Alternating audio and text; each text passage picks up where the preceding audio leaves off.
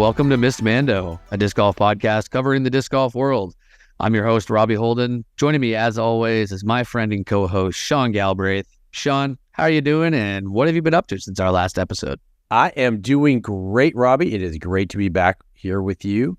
I've been getting out and playing. It's been a lot of fun. I got out to Albion Hills a few times, one of my favorite new courses, and absolutely one of the best courses in Ontario. I was really Great. Played back-to-back rounds in 2 days, and notwithstanding that I threw a disc into the lake on 9. Oops. On hole 16, the dreaded evil hole 16, I threw a 10 on the first day, and I threw a 6 on the second day. So shaved 4 strokes off my score on that one hole. I was Improvement, baby.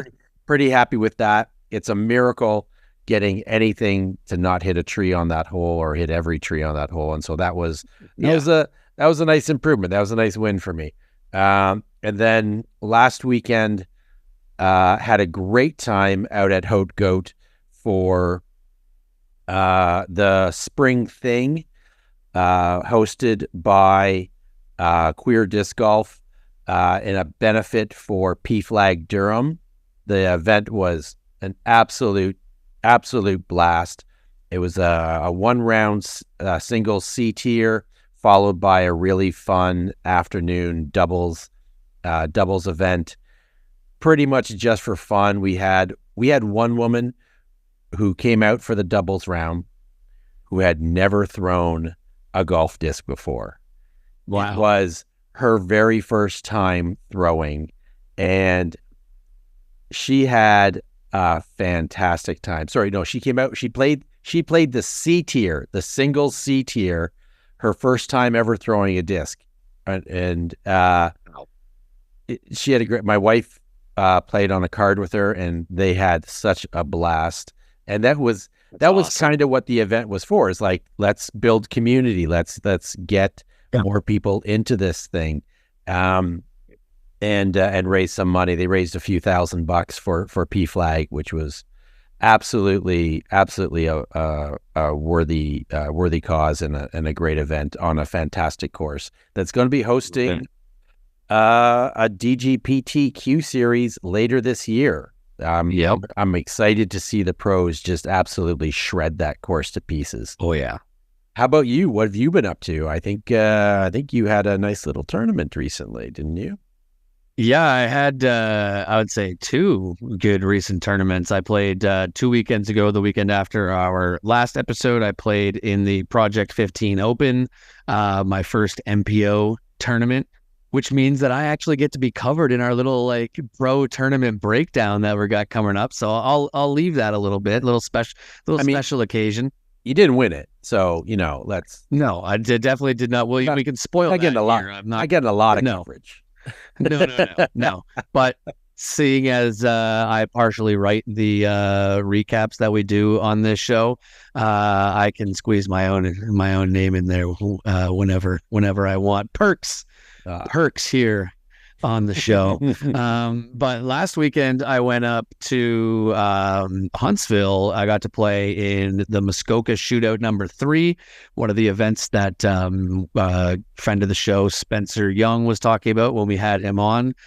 Some of the Muskoka Shootout events that they are going to be running through the year, part of the Gripped and Ripped team, and I got to play Limberlost for the first time ever. I've heard about it when they hosted Provincials 2 years ago now, I believe.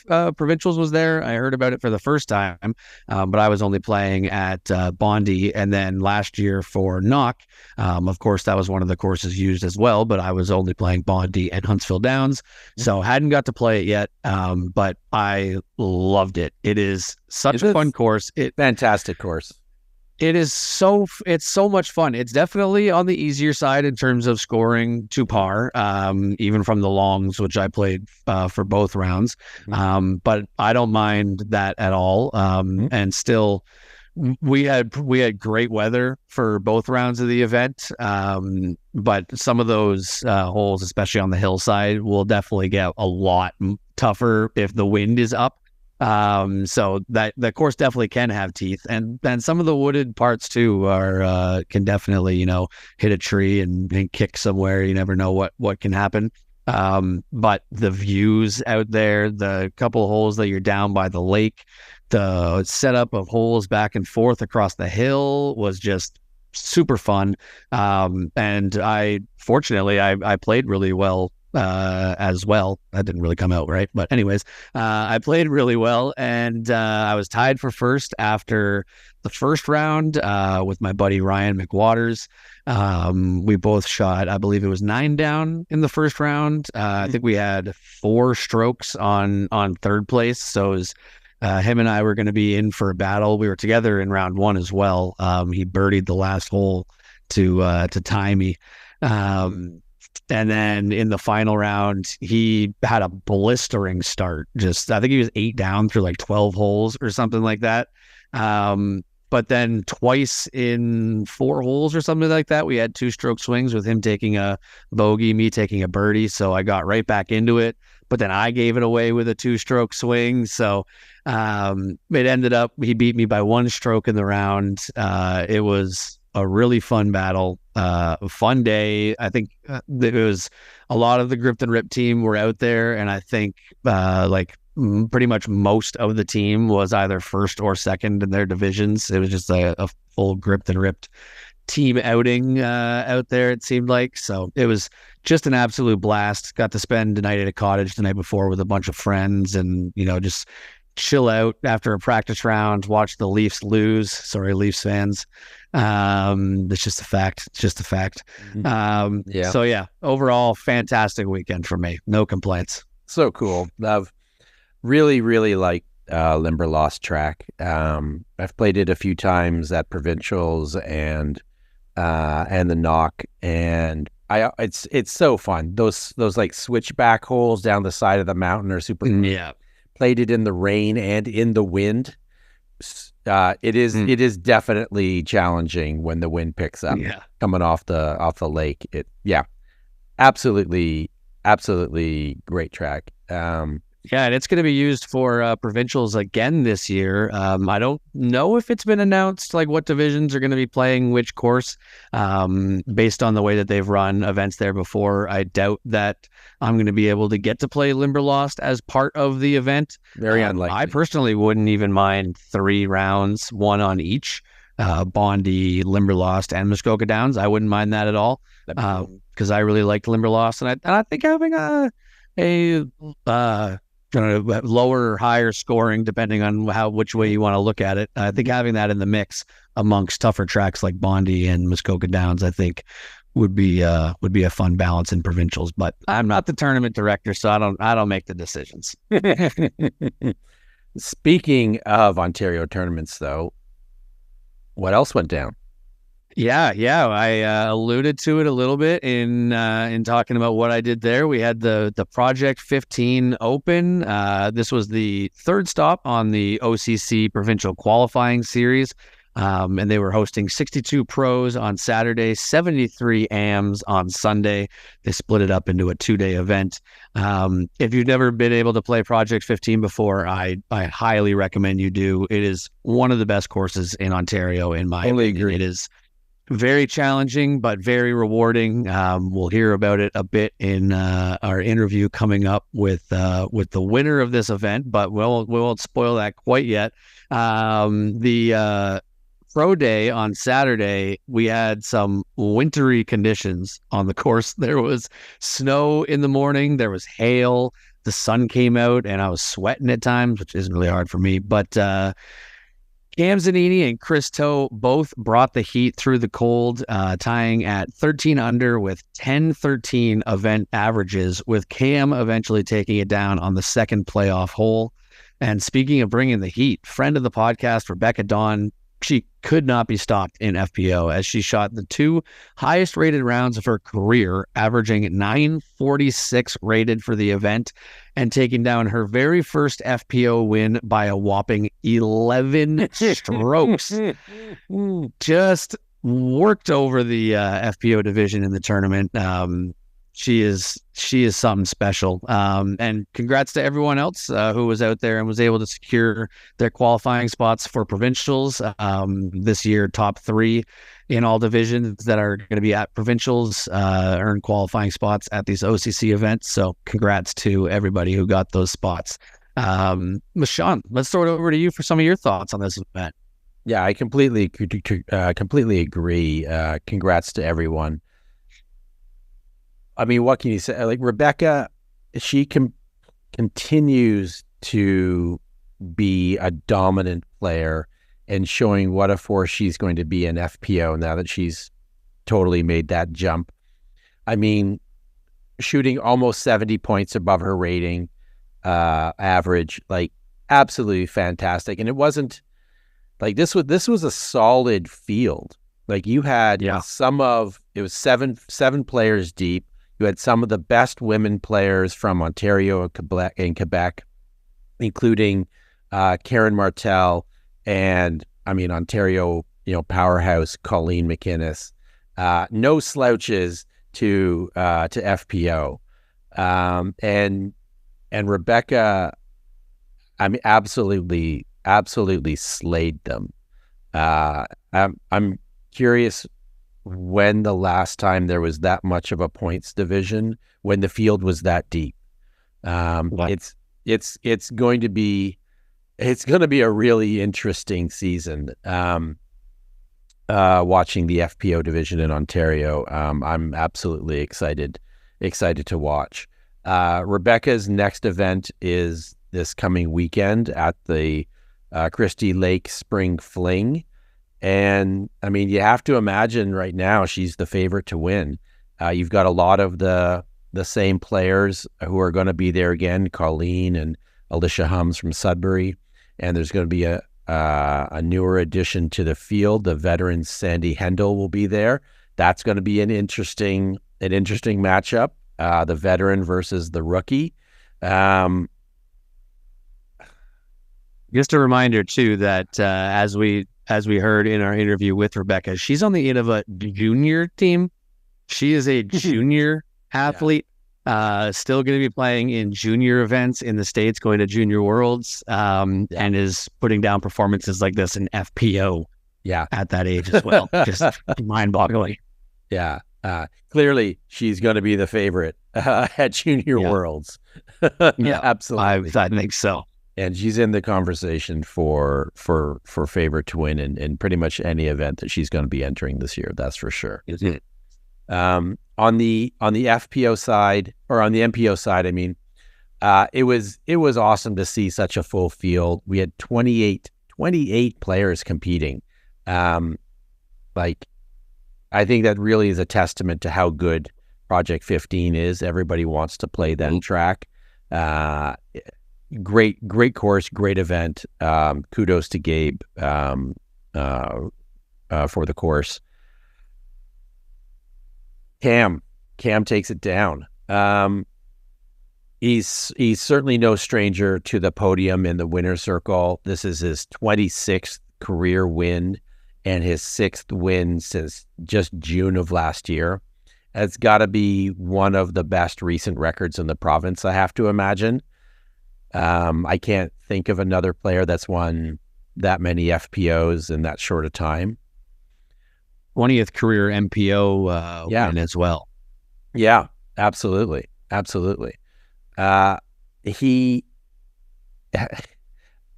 was down by, he was down by 1 after the first round, I think. Yeah. And then turned on the afterburners in round 2. 5 birdies from holes 9 to 18, which on the Project 15 gold layout, like that is no small feat. I'm definitely looking forward to hearing how he approached the course in our interview with him coming up. shout out to Chris Toe as well. Goes -10 in the first round, a 10-24 rated round, 60 points above his rating. I've only played with Chris once. I was very, very lucky to be randomly paired up with him at Jangle Aqua a couple years ago. The Jangle Aqua being the amazing Halloween glowy event out at White Spruce, the can't miss event of the season. And I didn't know who this guy was, and I was blown away by how far this guy could throw a disc. He's a volleyball athlete, clearly very athletic, and he can absolutely launch a frisbee. Needless to say, he carried my ass through that event, and he's the only reason why I cashed that year. And watching him putt at the East End Putting League this year, I am in no way surprised to see that his name is at the top of a leaderboard. He has a complete game, and I expect to see some wins from him this year. He's got to be in the conversation for MPO events in Ontario for sure. Yeah, I agree with that. I got to play with him in round 1 at this event. Got to watch him shoot that 10 under round. It was special to watch, and his putting especially was just insane. This is my first time ever playing with him, so I wasn't familiar with this game. Obviously knew that he was pretty good based on his rating, but a couple holes in, after hitting a couple putts for the rest of the round, every single time he stepped up to a putt, I was just in my head, I was like, yeah, this is in. Yeah, there's no question. I'm pretty sure he was 100% from C1 in the round. He had a couple big C2 putts as well, and that 10 under round was crazy to watch. And like you mentioned, he's a volleyball guy as well. For those that don't know, that's my background sport as well, volleyball. I didn't know that. Yep.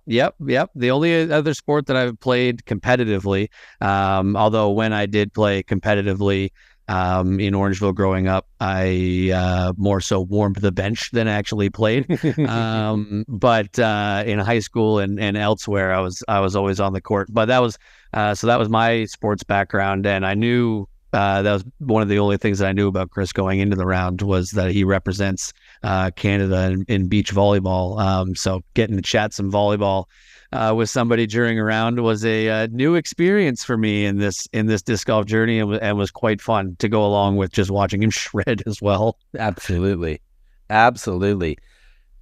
And you mentioned you played with him round 1. The only way that you can do that is if you were playing MPO as well. Yeah. And so that brings us to like the big news.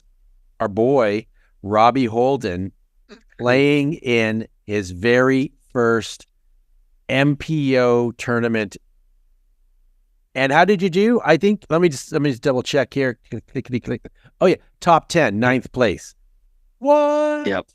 Amazing. In a stacked field of killers, you took a top 10 in your first MPO. Tell us a little bit about that.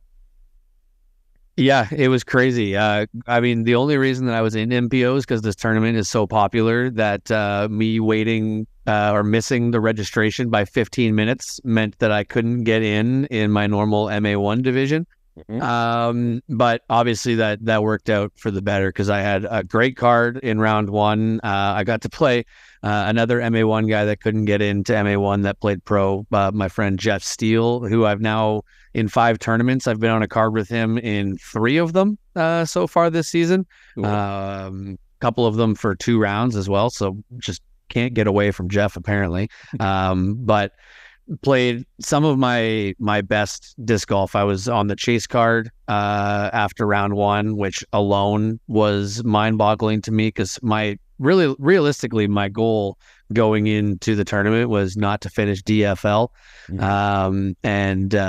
So being on the chase card was mind-boggling. Also mind-boggling to me was that I was basically, I'm not that old. I'm only 28. I turned 29 this year. And I was basically a decade older than everyone else on my card still, because I was playing with a 17, 18, and 19-year-old, which was crazy. I don't think I've ever felt more outgunned in terms of distance on that card. Cam Veltman, especially, who I got to play with, he is one of the farthest throwers I've ever seen, with just effortless distance too. I was trying to watch his form as to like what it could be, and couldn't really figure it out without like slowing down some footage probably. But it is just so effortless, and then just launches out of his hand. But yeah, I didn't play as good in round two. I shot, I think it was -3 in round one, +2 in round two, to put me at 1 under for the tournament. But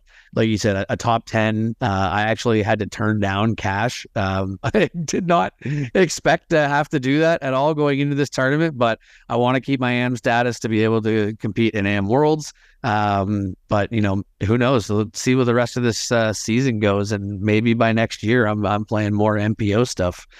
Who knows? Because it was a blast. And I got to give a big shout out to Kalen Shat, who I was playing with in round two.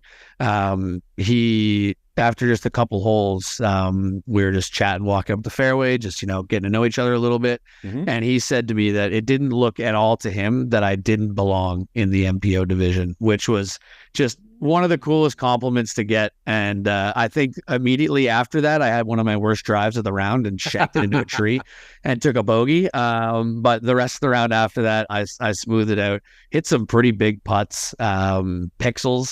Pixels working well. We'll hear a little bit later in another tournament recap about someone that putts really dang well with Pixels. But yeah, it really couldn't have gone any better. And then it filled me up with confidence going forward into that tournament at Limberlost as well, that I mentioned in the intro. So just full steam ahead here, hopefully. I was looking at the tournament registration list, and at one point there was one spot left in MPO. And I was like, I don't have anything going on that weekend. Maybe I should have done it. Maybe I'll jump in on MPO. Being inspired by our friend Tony, who went from MA4 AFO. to MPO at the King's Forest Open, and had a great time doing it. And then I was like, maybe I'll just refresh. Oh, nope, spot's gone. Decision's made. I'm not playing. Yeah. Okay. I definitely would have taken DFL 100% of the time.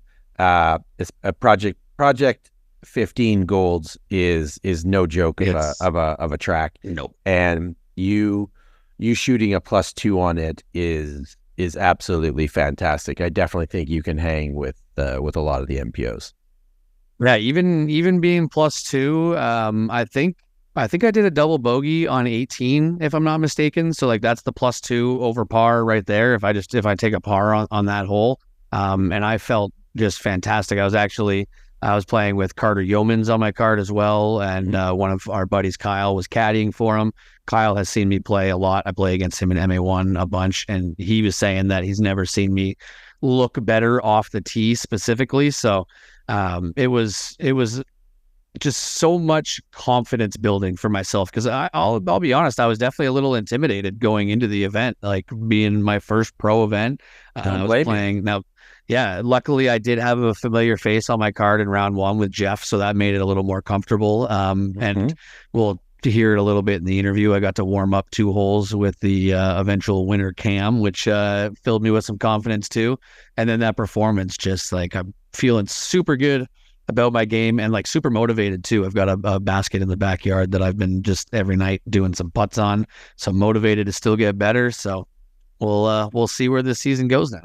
Who knew that doing actual practice would pay off? Right? Who? Big if true. Right? I'm not gonna risk trying though. No, we needed like a Mythbusters episode on this. Really try it out.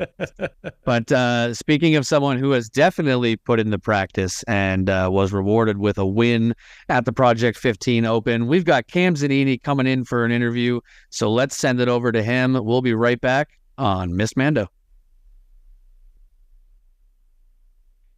Our next guest joined the PDGA in 2016, turned pro in 2017, and is coming off his 20th career MPO victory after taking down the Project 15 Open. It's a pleasure to welcome to the Miss Mando podcast, Cam Zanini. Thanks for joining us, Cam. Thank you for having me, guys. It's a pleasure. Oh, of course. Happy to have you here. First off, congrats once again on taking down Project 15. I know I got to see you out there, help you warm up a little bit. That had to have helped the win at some point, that 2 warm-up holes. But you've had a good start to your season as well. You tied for second at KFO. You finished third at Winter Thaw. I know the last hole was a little bit heartbreaking. Maybe should have been a little better there, but third place nonetheless. Good finish. And now you have the win here at Project 15. How are you feeling about the overall start to your season? Great, honestly. Like last season, I started off okay, like nothing bad, but nothing like too spectacular. This season, it feels like, at least my putting is a little bit more comfortable. Like I'm making the ones that I'm supposed to. I'm not kind of leaving those stupid like 15, 20 foot, like 1 or maybe 2 around out there. And I think my decision making is a lot better at the start of this season. Like I'm kind of managing more. I'm not trying to be as aggressive. I'm like, okay, well, if there's no point in like throwing away a stroke to like maybe get an extra 50 feet out of it, why am I going to do that, right? So playing smart golf instead of aggressive golf. Yeah, like I don't go for absolutely everything, but there's times where I'm like, I feel like the aggressive play sometimes is better. But this season, I'm really like taking time before I actually figure out my shot to like weigh out every single option. Be like, okay, am I comfortable with this? No, it may be the better shot to get way up there, but why am I going to do it if I'm not comfortable, right? So I think that shows a little more maturity in your game. That's what we all hope for to have in our own game, and I think that's great to see. So Project 15 really, really well suited to your game this weekend. How do you like that course, and what do you like that sort of matches up between your game and that course, and sort of what did it take to take that tournament down? Again, it took more like smart decision making, because that course is very similar in terms of the golf it makes you play. It's similar to Toronto Island Longs, where it's the aggressive play is there, and if you're accurate with it, you get rewarded.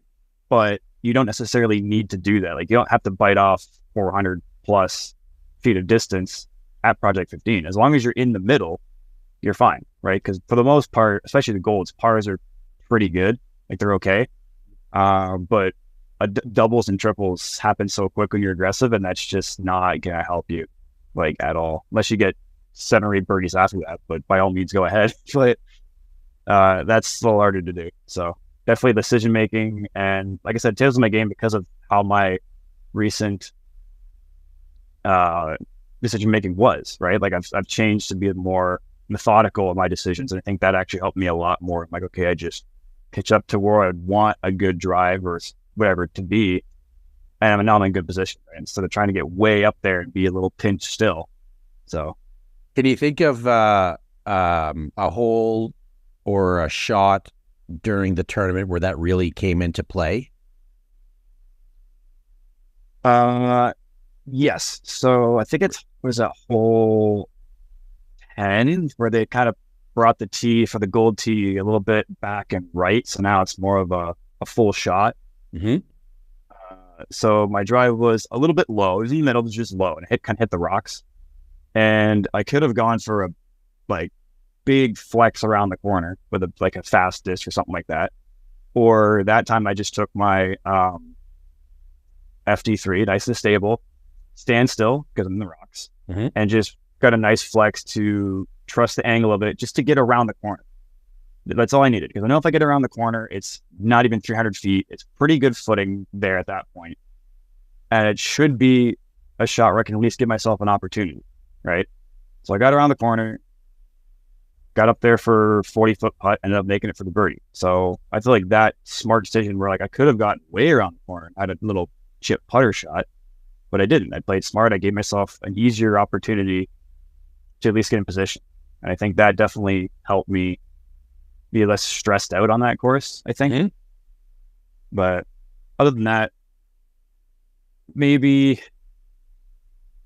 actually, yeah, hole 3 golds. I threw a sidearm both times off of that tee, mainly because of the wind, but also I'm like, I don't need distance. I just need to get into the fairway. And I know the right side, it can be a little rough, but it's not as bad as the sumacs on the left side.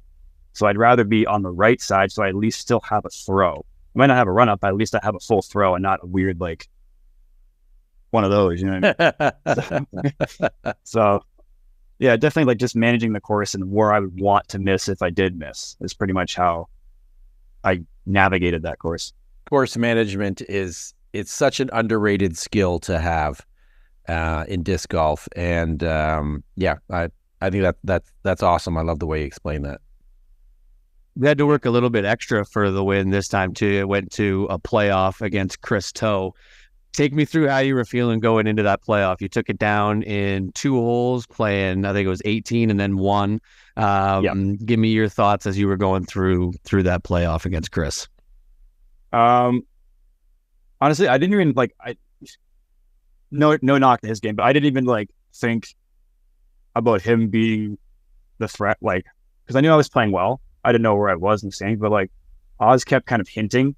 It's like, oh, well, it's not quite over yet. I'm like, okay, maybe like, you know, somebody, your J Scar or whatever. And I'm like, Chris is like right there. Like, I forgot that he made like every single putt he had to make, and he was just right there hanging in the whole time. So kudos to him. I'm just sorry, like, Chris, but I just didn't even think of it. Sleeper, good player. Like, he's great. Definitely doesn't do anything too flashy. Doesn't do anything too like ridiculous, but he just makes the putts he has to make, and that's what he did. Like even in the playoffs too, like he just nailed 2 like circle 2 putts for par to make me like, okay, well now I have to do this, right? So that putt on hole 1 that he made to make you make the putt for the win was nasty. Did you see like the side view of it where it, like how it caught? From where I was standing, I couldn't even see where he was in the trees. All of a sudden, I just saw a disc emerge and I heard chains hit and a bunch of people went a little nuts. Because from where he was, I think a lot of people kind of assumed that it was already over. You were going to even be able to maybe just lay up on that next one, tap in for the win. So some people had already started to walk away. So I wasn't as close as I should have been to it. And then all of a sudden, yeah, disc comes out of the trees and splash. Yeah, he hammered that. Like had he airballed it, it probably would have been like 40 feet again. Like he was like, I'm putting every ounce of commitment in this, and if I miss, oh well, but at least I full on committed it. And it caught pretty good too. Like it almost went through, caught the last bit, danced in the back of them, and was like, yeah, I'll go in. All right. That was a nasty putt. I'll give him that. That was disgusting. He's a veteran of the East End Putting League in Toronto, and I'm very familiar with how good of a putter Chris is. If only, you know, indoors with fake trees and stuff. It's nice that you know, he's really taken those skills that he's developed in the gym to to the course. Putting league helps. Putting league helps. Amazing how much practice helps. And like if you practice, you get better. Who knew? What? Oh no! I thought we just got better watching Gomez. You know. I mean, that's been my whole strategy. Yeah, I'd be Macbeth at this point if that were the case. Right? It's not working for me. Well, Simon can do it. Why can't I? No. Yeah. Right. I bought a Pixel. It's right here. Like that's all I need to do. Right. Right.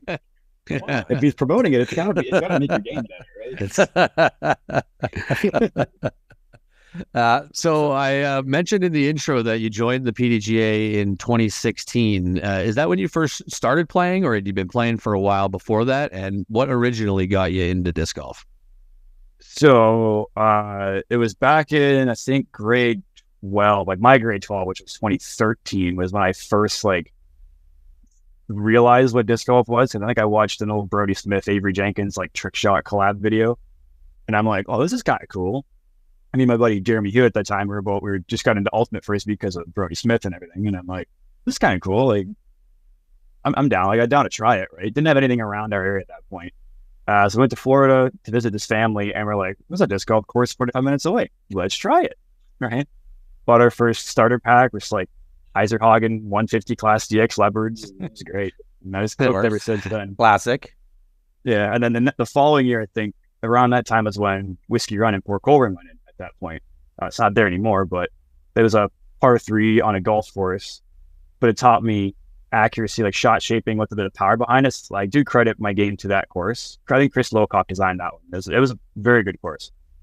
But that was when I started playing there the next year, and I'm like, yeah, okay, I want to do this like for the rest of my life. Like, I want to be like really, really good at this. I want to like make this my career almost. That's amazing. I heard there's a new course going in I think Welland or that area, or Pelham. New 9-hole golf course track is going in. I think opening this summer. So really, I know there's one. Yeah, Whiskey Run donated 9 of their 18 baskets to the city of Port Colborne, and I think a couple of local guys there are designing a 9-hole, 2 different tee pad course where like the shorter pads are like kind of more mid to beginner friendly, then the long tees are like these are like actual pro holes. And whoa, I heard Brock University was also getting something around the area in St. Catharines. The same. Nice. More courses in Niagara region will be amazing. We need that so bad. It's like a little great. You look on YouTube, it's like everything's like Hamilton and beyond is on Buffalo and beyond. We're just sitting here in 2 little ones. Yeah, absolutely. So you went out for the Discmania Open out in PEI last year. So you got the DGPT Silver event, and I think pre-COVID you had played some DGPT events as well. What's your tournament schedule looking like this year? Are you getting any Pro Tour events in? Yeah, I have the Diameter Open already registered, ready to go. I am going to try to get to USDGC again. I have 2 options, obviously, with Foxwood and Diameter now. Mm-hmm. So hopefully I can at least get a spot there again, because I've either like qualified last year, or no, I didn't qualify last year. The year before I did, and Oz and I were supposed to go, and then he got COVID 2 days before. I'm like, well, there goes that trip, because I don't feel like driving 15 hours by myself. Mm-hmm. But those 2 for right now. The pro, they're so hard to get into. Like, you have to have your ratings got to be over 1,000 to even get the first tier, and even then, like, there's some well-known pros that are on the wait list for those. Like, it's so, you have to be at such an elite level to almost guarantee that you can get into these now. It's like, sure, you got to get the rating up, you got to get the skill level up, and that's, I mean, it's good, right? It's definitely showcasing the best of the best, but man, they're hard to get into. Yeah, I can imagine. Well, speaking of getting your ratings up, you've had event ratings over 1,000 in 4 of your last 7 events, going back to last season, where you had a hot finish at the end. I think you had 3 wins in the month of October, if I'm remembering correctly. So do you feel like you've hit a new groove within your game? And if so, is there something particular that has brought that on for you? I definitely feel a lot more in control of my game at the beginning of this year than last year. And it seems like, again, same thing with putting. Like, putting just feels more comfortable at this point this year than it did last year, which is good. But it's also, I just feel like I have a little bit more angle integrity and angle control. And I can, like, okay, well, I know what this does this way. And this, like, say at Project 15, the same thing. Like, there's many times I could have just thrown like an overstable disc, but I chose a flippier mid-range, threw it on the hyzer and let it kind of like push forward and also glide around the corner to get the hyzer angle, but the different angle of light, and it got to a much better spot. So I think my angle decision-making and angle control is much better this year. And that's what allowed me to navigate Project 15, White Spruce, like same thing. Just in the woods is able to maneuver better, I think, so far.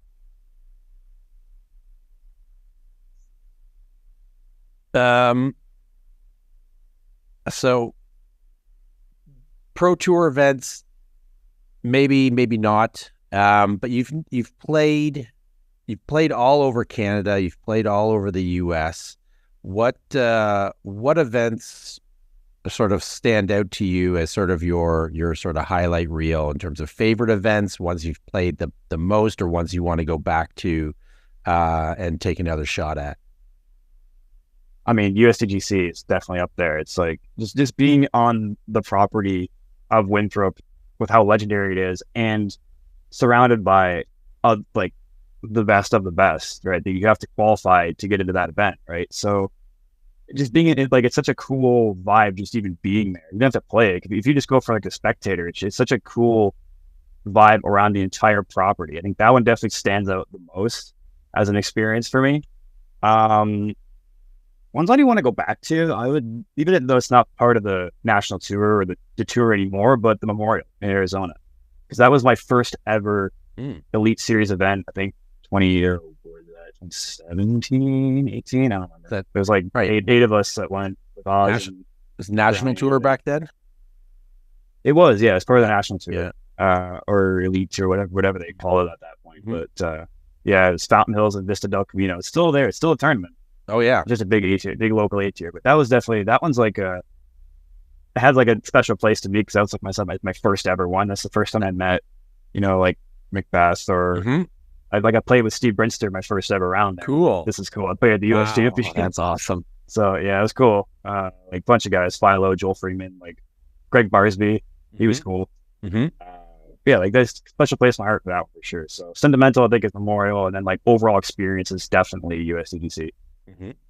It'll be amazing to have that similar experience here on sort of home turf at Haute Goat this year for the Q Series event.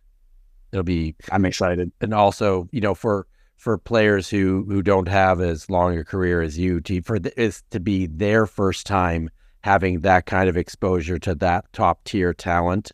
It's going to be amazing. Can't wait. Oh, it definitely, especially when you watch them live, it puts into perspective just how good they are. Because you can watch them on video all the time, like, wow, that's incredible. But when you see them in real life, and you see like Gannon or like Anthony Barello, all those guys that throw so freaking far, and you hear the disc up, like especially the Eagle too, like when his disc flies through the air, it's almost like it's slicing the air. It's got so much spin. And it's like, you don't get that on camera. It says, if you hear it in real life, you're like, that is ridiculous. Like, it's just such a cool experience to see what the best of the best are doing. I remember the first time I saw Thomas throw in person out at the Tournament Capital Open a couple of years ago in Kamloops. And what surprised me the most, like, of course, he can throw very far. Everybody knows this.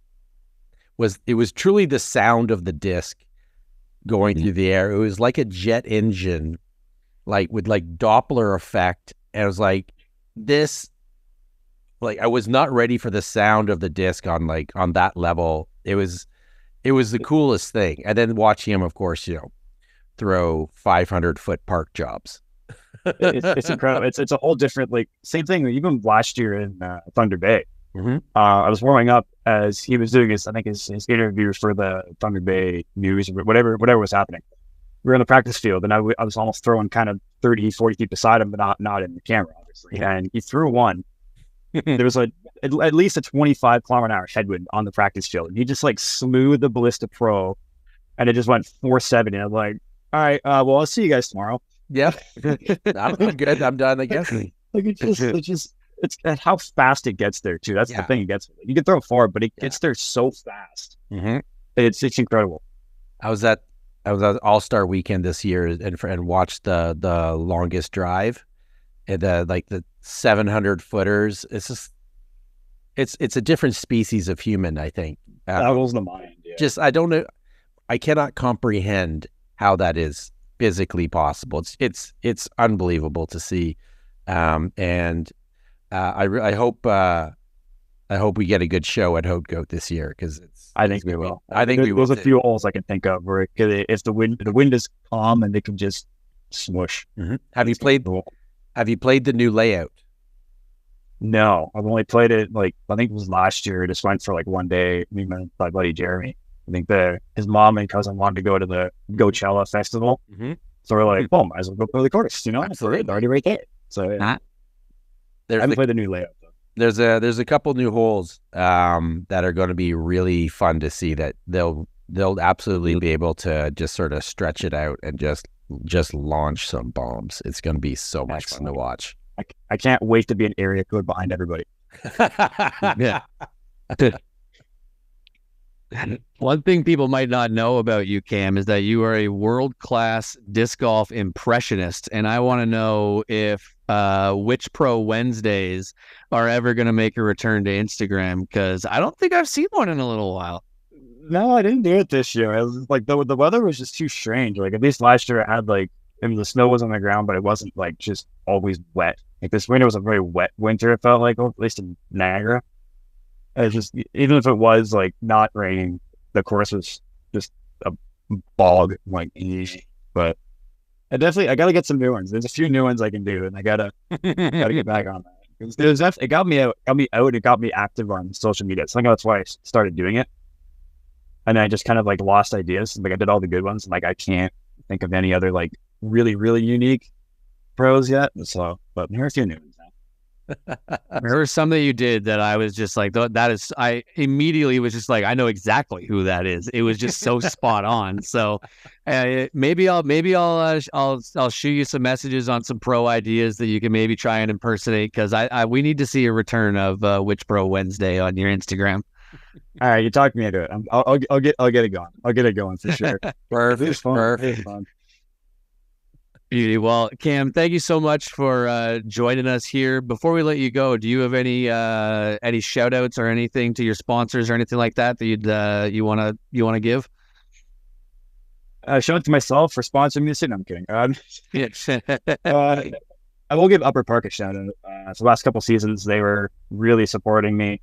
They're definitely some of the lightest bags that I've ever used. Like I've used Inova bags, I've used a grip bag, I've had Prodigy bags, all the nines, right? And definitely the lightest ones that I've used, but also having a unique shape, unique design, it kind of eye catches, and it holds a lot of stuff. Like, so they're a little bit on the expensive side, obviously, for Canada, but if you're looking for a new bag, I would recommend giving one of those a try. So they're definitely, sure. They're awesome. They're definitely innovating in the sort of disc golf bag space. It's pretty great. Mm-hmm. Okay, thank you so much for joining us tonight. It was awesome to have you on. Good luck this weekend out at Christie Lake. Hopefully, maybe I'll see you out there. I tee off at 7:50 in the morning on day one, so I don't know if you'll be there that early, or maybe, and you'll be on the course by the time I'm done. I know it's gonna be an early one, but what we do for this sport, we love, right? What's your what's your prediction? What is it going to take down the Spring Fling? Well, I was looking at scores last year. If it's anything like that similar layout, I think a 7 down, which was I shot 2 7 downs that tournament. It was both like 1,009 rated. That was third. So I'm gonna guess somewhere probably, I'll say like 17 under. If it's the same layout, I think 17 under through 2 rounds is gonna be the one that's gonna take it for sure. The layout's usually pretty close. Layout's usually pretty similar. Last year was really miserable weather.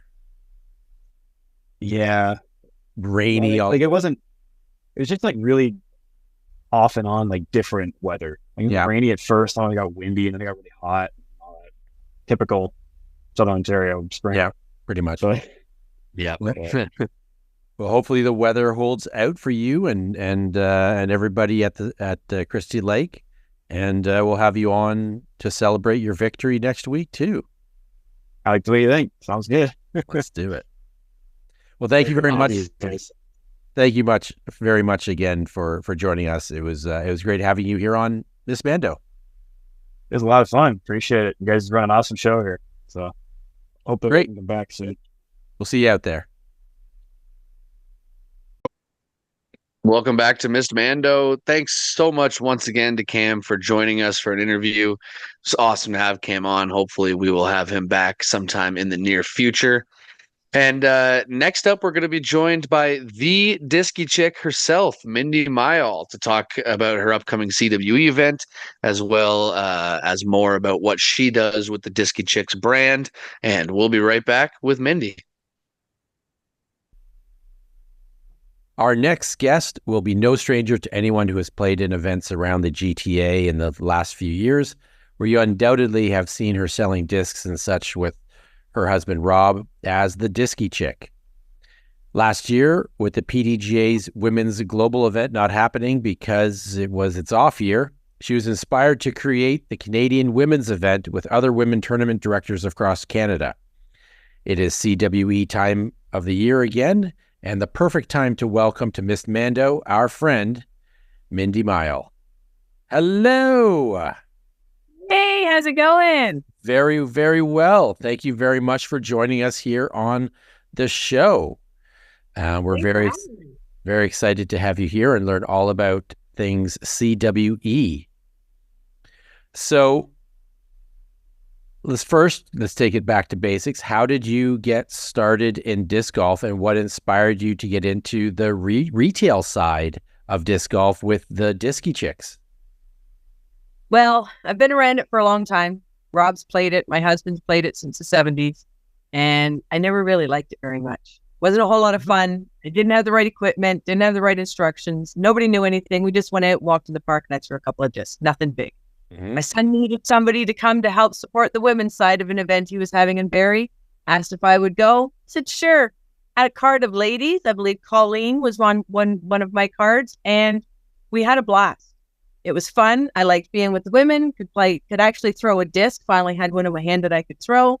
And kind of enjoyed it. But then I also realized that it was the equipment that was messing me up. So I wanted to change that. I wanted to bring equipment in and teach people the right stuff to put in their hands so that it would be more successful right from the beginning. So I kept selling chocolate bars to raise money so that I could buy lightweight discs through Henrik and Ryan Clare. And before long, I was asked if I wanted to do some selling. And I said, sure. And that's the way it started. And then it just exploded from there. Again, I'm not going to say all of my stock is lightweight and easy to throw, but a lot of it is. I go through a lot of that in my stock.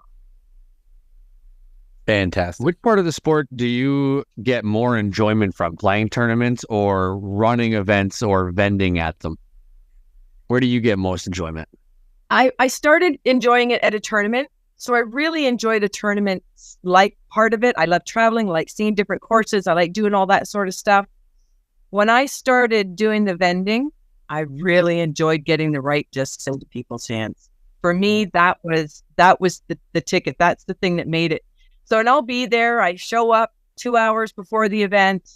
I'm there 2 hours after the event, and I'm on my feet all day, and I'm just talking to people and sharing the knowledge that they need to make their event successful, just so that they can have fun, so that their whole game will be an enjoyment right from the get-go. So I guess tournaments where I want to be, but I want to be the vending side, not necessarily the hosting and all that stuff, because you can only do one. You can't vend and play, and you can't TD and vend and play. I just don't think you can do that quality-wise for everybody. It's tough. Pulled in all those directions. Exactly. When you're out on the course, you're thinking about the shop and people back there, and maybe you could be helping them, and that's not good for your game. And it's not good for the shop. Nope.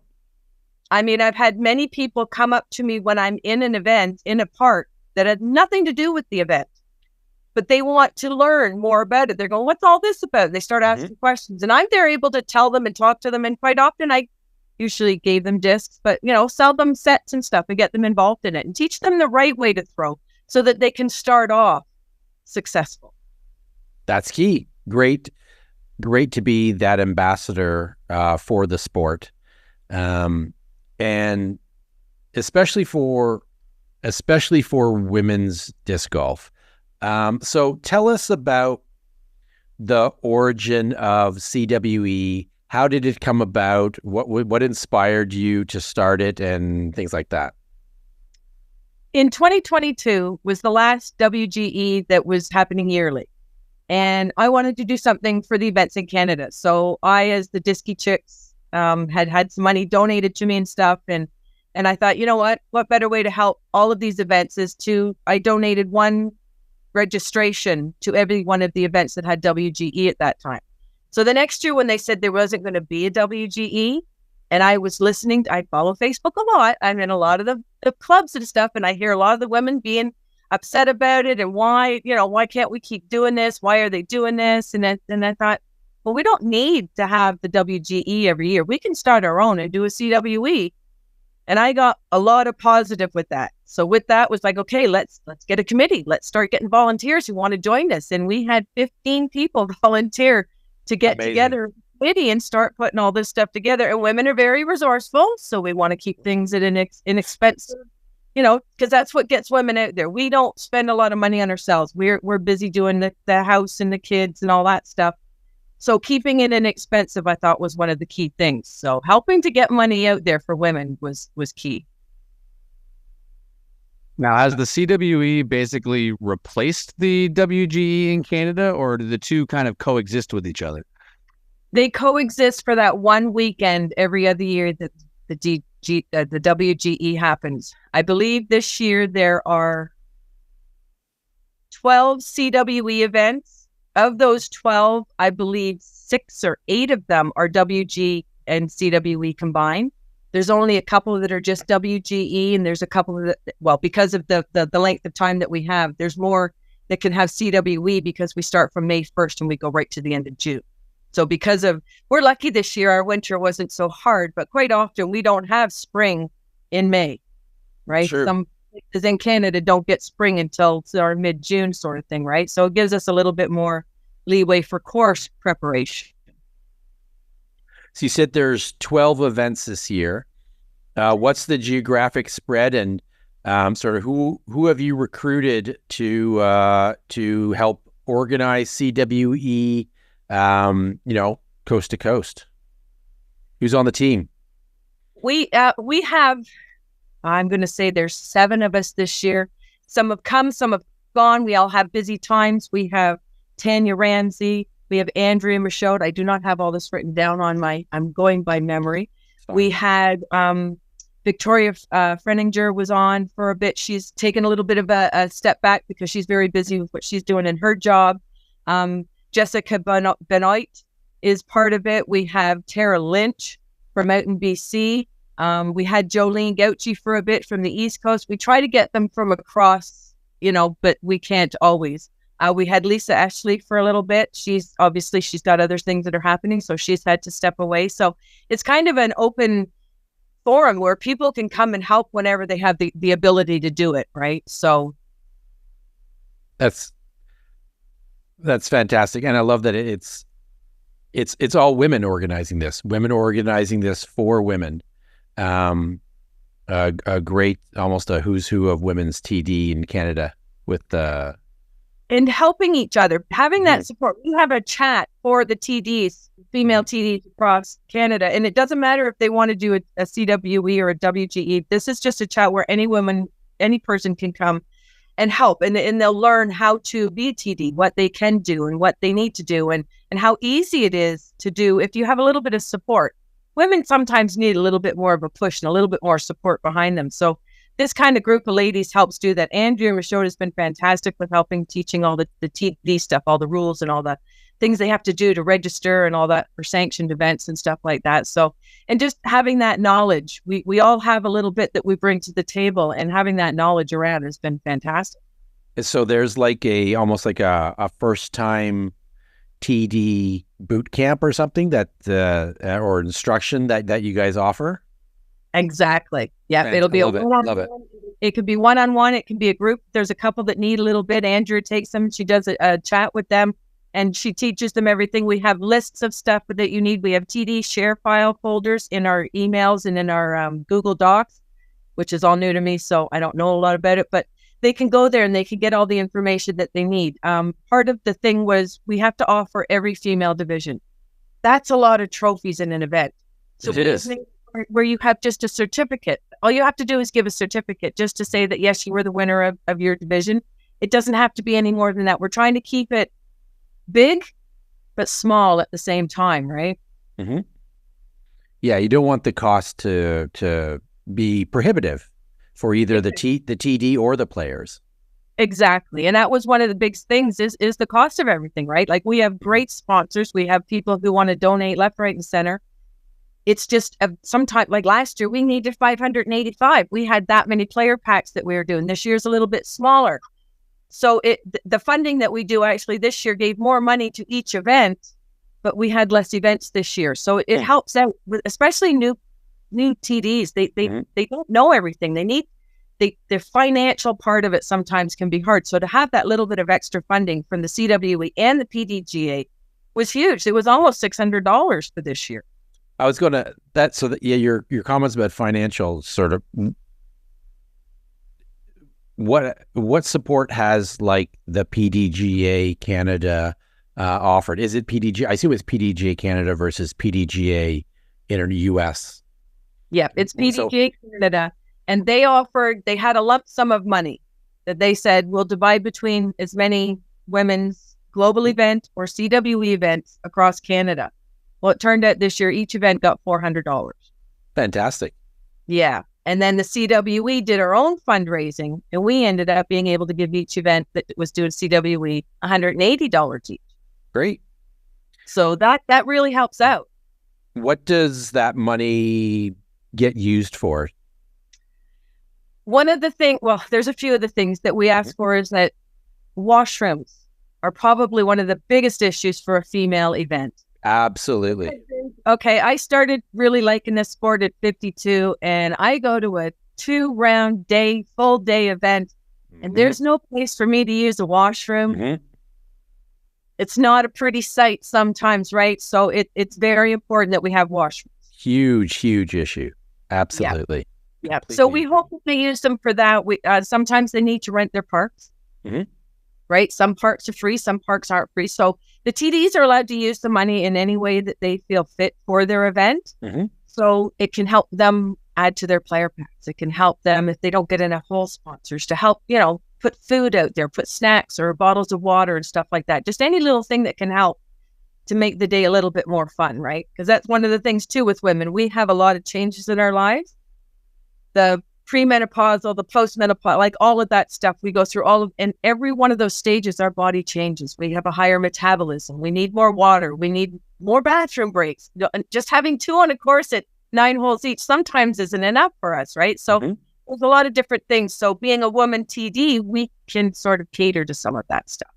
Makes total sense to me. Right. We've been talking about, helping out other TDs to help them run these events. What's some advice that you can give to tournament directors kind of in general if they want to attract more women and girls to their events to help grow that more underrepresented side of the sport? I know you've mentioned a few already.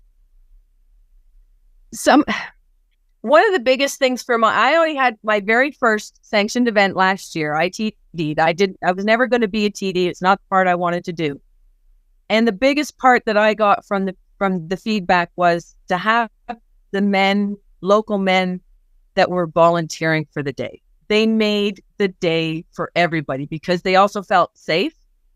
They also weren't having to worry so much about that disc that happened to land in the water because there was a guy there that was going to pull it out for them. If they didn't want to carry their bag, there was a person there that was able to carry the bag for them.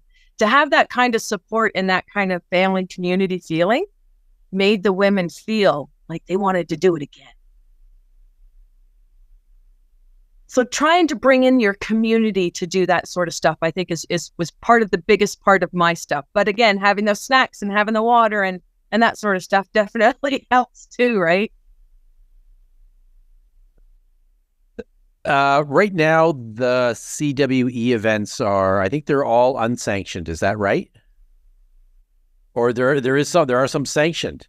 There's only 2 that are not sanctioned. All the rest. My mistake. So when you started, was the goal to have them as sanctioned events? Our goal was to have them whatever the TD wanted. Totally. We have made it very open that they can have whatever they want. They can have it just a 1-round event because that's all we use for our national rankings is just 1 round. A lot of beginners don't want to play 2 rounds. They can't play 2 rounds. And we want to open it up to make sure that they can come. We make really short tees for them so that it's more rewarding for them. Occasionally they might get a par sort of thing, right? That sort of just making it easier for them and more open to everybody. So we have the only real things that we want is advertising CWE, making sure that you check with your local disc golf. Sorry, my brain goes. The local association or club. Yeah, like Oz is for us, to make sure that you know that you're having one in your area. Yep. To have washrooms. We don't care about sanctioning. We just want to make sure that you're allowed to have it where you're having it. Don't do anything illegal, that sort of stuff, right? And follow the basic rules. Just trying to make it easier for more women to be able to come. So again, we don't have to have sanctioning. All the divisions have to be offered. They don't all have to be filled. It's just there can be one person, and that person will win that division. But through the national ranking, that person will be eventually competing against everybody across Canada that's in that division. I like that you do the national ranking thing. I think that's great. It just sort of adds to it, and it's how to bring the country together, right? We all have sort of and it was, we basically followed the WGE. We just wanted to make it in Canada, have it a little bit more of the Canadian aspect of it, right? Trying to keep local. We try to use most of our local stuff if we can. Has the PDGA US commented about how amazing this is? Yeah. Good. Brian from PDG Canada is so on board with this. When I emailed him at the very beginning, I said, this is what I'm thinking of doing. And he went, whatever you want to do, I'll be there to support you. So he wrote from the get-go. Right? So, and I haven't had anybody not want to support this. When I do my fundraising on the hub or on the Canadian Buy, Sell, and Trade, like every year we get over $2,000 raised that we can now give out to the events all across Canada. So it's all of Canada that helps us. And that's the kind of support that women need. We need that little bit of a push, right? We're a little bit reserved. We're kind of skittish in a sense, right? So this helps build our strength and build us up so that we have that inside, I can do it sort of thing, right? Give us that strength. So we can see, for those watching on the YouTube version of the podcast, we can see over your shoulder to the left and right there a few stacks of discs. So I'm wondering about the players packs for the CWE this year. What can players be expecting in this year's players packs? Well, we had Latitude 64 last year, and this year we have Dynamic Discs as our main sponsor. So we have some EMAC Trues. I'm going to see if I can get that to. Ooh. Okay. That a logo by Alicia Hums is still like the best logo. It's so good. So good. And this year we took away the year so that this is timeless. Good. If we happen to have any left over this year, we can use them next year if we need to. So it comes with a premium disc and a mini. Nice. Just on it as well. And am I allowed to show the rest of the stuff? I didn't talk to the lady. I'm allowed to show you the rest of the stuff. This could be an exclusive release here. So we also had MVP also donated 60 discs to this for us. So every TD will receive 3 MVP discs to put on their raffle table. Nice. They also get, because, and this is not just for women, this is every player out there. I do believe every player out there needs to have nail clippers. Essential. It's essential, right? These 2 fingers have to have the nails cut right down to nothing. Gotta have nail care is important. Part of the being out of bounds and having that 3 feet in, women's feet aren't as big as men. So we have tape measure. That is amazing. With the logo on it. Amazing. Now, we also have a very talented Tanya and Chris Beatty from Newcastle. Very talented. They have made us all buttons. Nice. So you get a awesome in your player pack as well. And then Andrea's husband is very talented with, excuse me, I'm off camera for a bit. Fine. He has helped us with some tags. So every player will get one of these tags, and it has a dog CWE tag on the front, and on the back it has all the events Oh, that's awesome. So it's got all the events. Cool. So that's what's in our player pack this year. That is amazing. I am so jealous. That is a fantastic player's pack. For the disc was, I noticed the MVP ones. Those are lightweight discs. The fission plastic, definitely. Was dynamic discs helpful in providing lighter weight discs? Because I know that's helpful for the women throwers. It is, unfortunately, with the way the PDGA brought the information out for the WGE so late in the game, we were late in ordering our stuff. So we don't have as many lightweight discs as we were hoping to have. We do have a fair amount of them.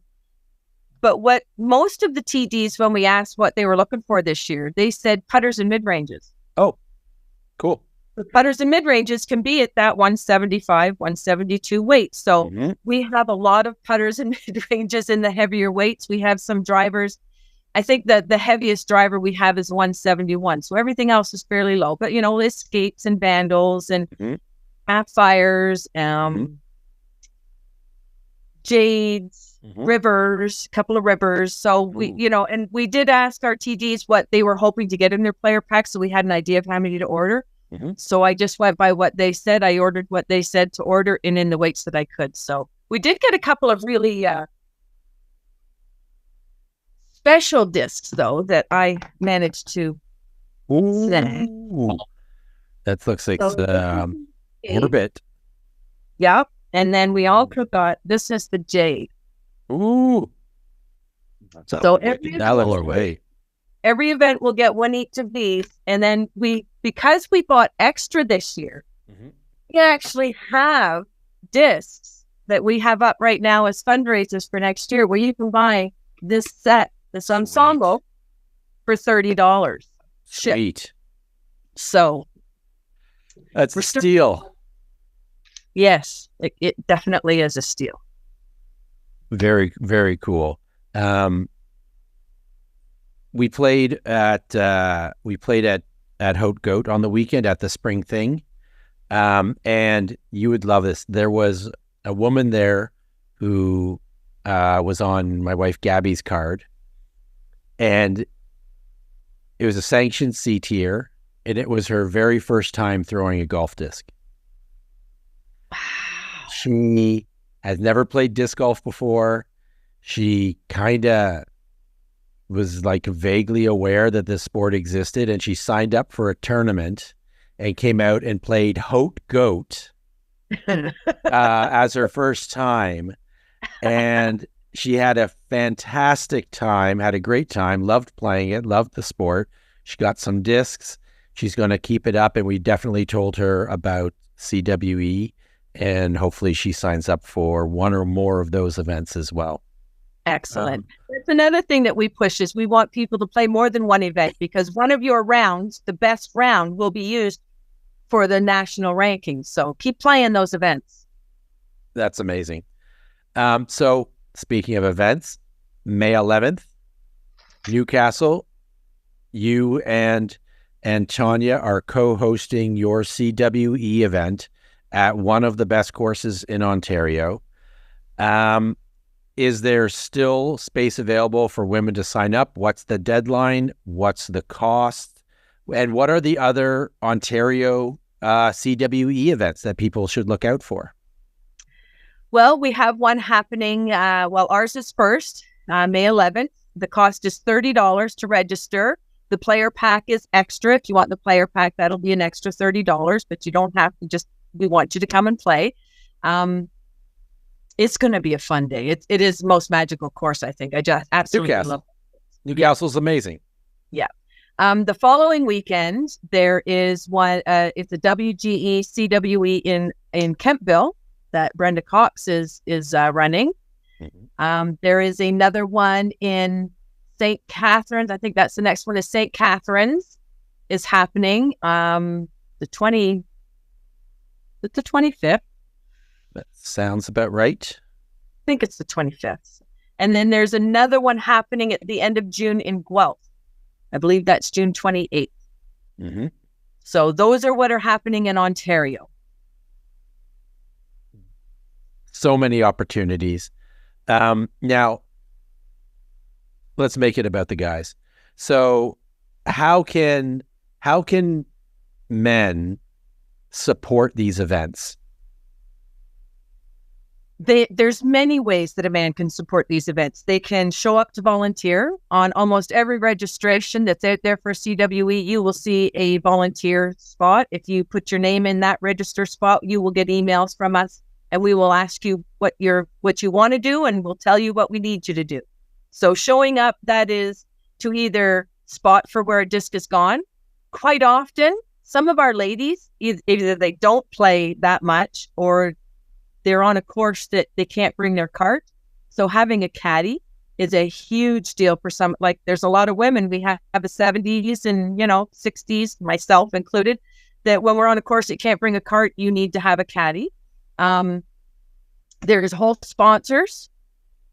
There's any kind of financial support to any event would be a huge help, because most of the events would like to try and serve lunches to their ladies. But again, that's the cost thing that is very hard for us to cover, right? So those sort of things help.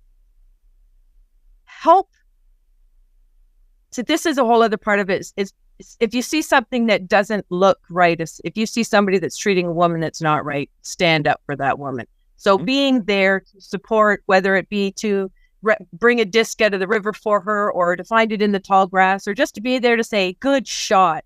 Even if it's her 7th putt, good shot, right? Like that positive reinforcement. And that's what disc golf is all about. That's probably what made me want to continue to do this, because there's so much positive. Even when I threw really crappy, people were still very positive towards me, right? Always be the reason someone has a good time playing disc golf.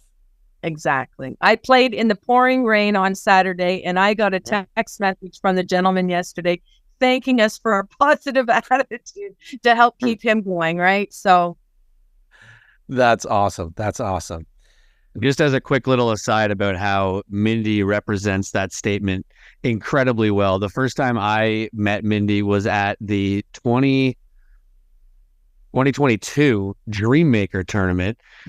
You were there vending, and that came up to you for merch credit afterwards. But something that I saw earlier was someone that had come up to you, was asking a bunch of questions about discs. Not sure if it was their first event or if they were just new and wanted to learn more.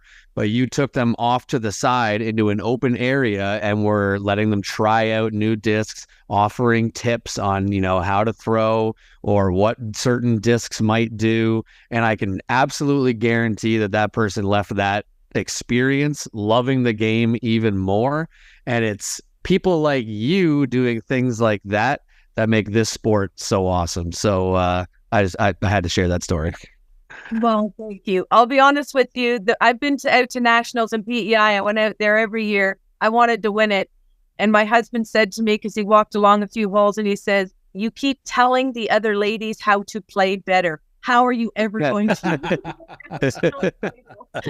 And I said, how could I possibly not tell them what they're doing is incorrect? I got to show them the right way to do it, because I wouldn't want to beat them if they weren't doing it right. I want to beat them honestly, right? So it took me 3 years, but I finally did it.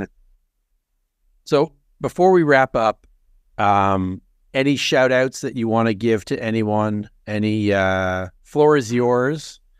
I don't your sponsored team, the store, anything you want to shout out, the floor is yours. I want to shout out to every person in Canada that has bought a disc from me, because they have all been what gets me to this. Okay, I have a wall of trophies back there because I felt that I could do it. I didn't feel like I was a 52-year-old old lady out here wrecking everybody's time. You all made me feel like I was part of this community and that I could be part of this community. And I know somebody said to me, we've all needed a grandmother in this community. Now, I wasn't a grandmother then, and I didn't really like that comment, but I'm a grandmother now, and I really enjoy the fact that people felt that I was like that kind of an influence on them, that I bring them positive, so I just want to thank everybody in Canada for everything that they've done to help me get to where I am. And my husband has put up with a lot. I mean, this is just my basement, I have a dining room that's full of discs. I have a garage that's full of discs. I have a car that's full of discs, and there's so many more discs on that side of the room that you can. So it's not his house anymore. It's now disc golf, and it belongs to the Discy Chicks. My team has been fantastic. I don't have a regular team. This is not a normal go out there and win tournaments and stuff. That's not my team. My team is go into the communities and bring people new to this sport and have them enjoy it right from the get-go. And that's what my team does for me. They're all absolutely fantastic. And they too continue to give me that energy and fuel my fire to keep doing this. And that's what it's all about. That is what it's all about. Mindy, thank you so much for joining us here on Missed Mando and for all that you do to help really, really grow the sport more than most other people in Ontario and in Canada. You do so much for it, and we owe you a debt of gratitude. Thank you for joining us here on Miss Mando, and I will see you out there on the course somewhere. I can't wait. Throw long and prosper. Hell yeah. Have a good night. You too. Thanks again. And welcome back to Miss Mando. Thanks so much, Mindy, for stopping by and joining us for an interview. Super awesome to get Mindy on and chat with her, eh, Sean? Absolutely. She does so much for especially women's disc golf in Ontario. It's absolutely great to have her on and hear what's coming up and how we can make tournaments more accessible for more people. Yeah, couldn't agree more. And speaking of tournaments, let's talk a little bit about some Pro Tour tournaments and go on to the Music City Open, which was down in Mill Ridge Park in Nashville, Tennessee. They were hosting, it was 155 total players this year for the 2024 Music City Open. On the FPO side, it was pretty much a two-woman race with Kristen Tatar and Holland Hanley tied for first going into the final round, 8 strokes clear of third place Silva Saarinen. And Kristen Tatar ultimately came away with a 4-stroke win there. Hannah Blomloos shot the final round hot round to jump up 7 spots and round out the podium in third place. This marks Kristen's 21st Elite Series or major victory, one away from tying Juliana Korver for 5th all time.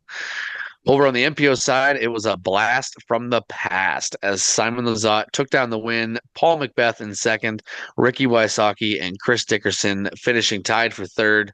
This was the first time Simon, Paul, and Ricky have been on a podium together since the 2017 Hall of Fame Classic, where all three actually were tied and went to a playoff against each other.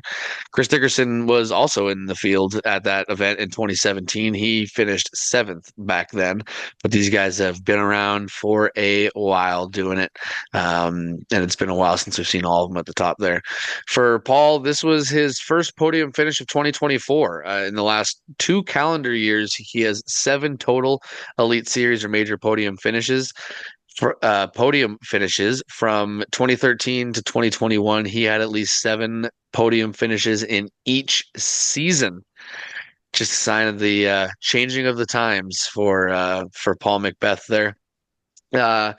Kristen and Simon also won this event in 2023 as well, making this just the 9th time there has ever been double back-to-back winners at an event, and the first time that it's happened since the 2020 MVP Open, where Paul McBeth and Paige Pierce both defended their titles from 2019.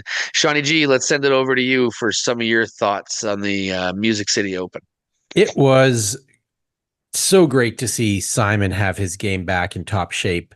It's been a rough start to 2024 for him, and he brought it all together just in time to go out on paternity leave.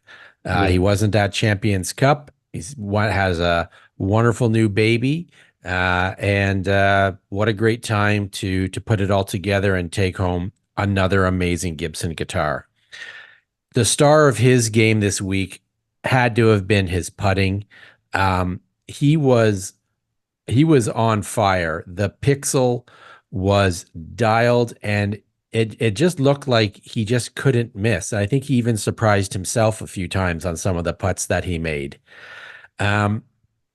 He, in terms of stats, he topped the field with more than 1,000 feet of total putting distance. He was second place for circle one percentage at 97%.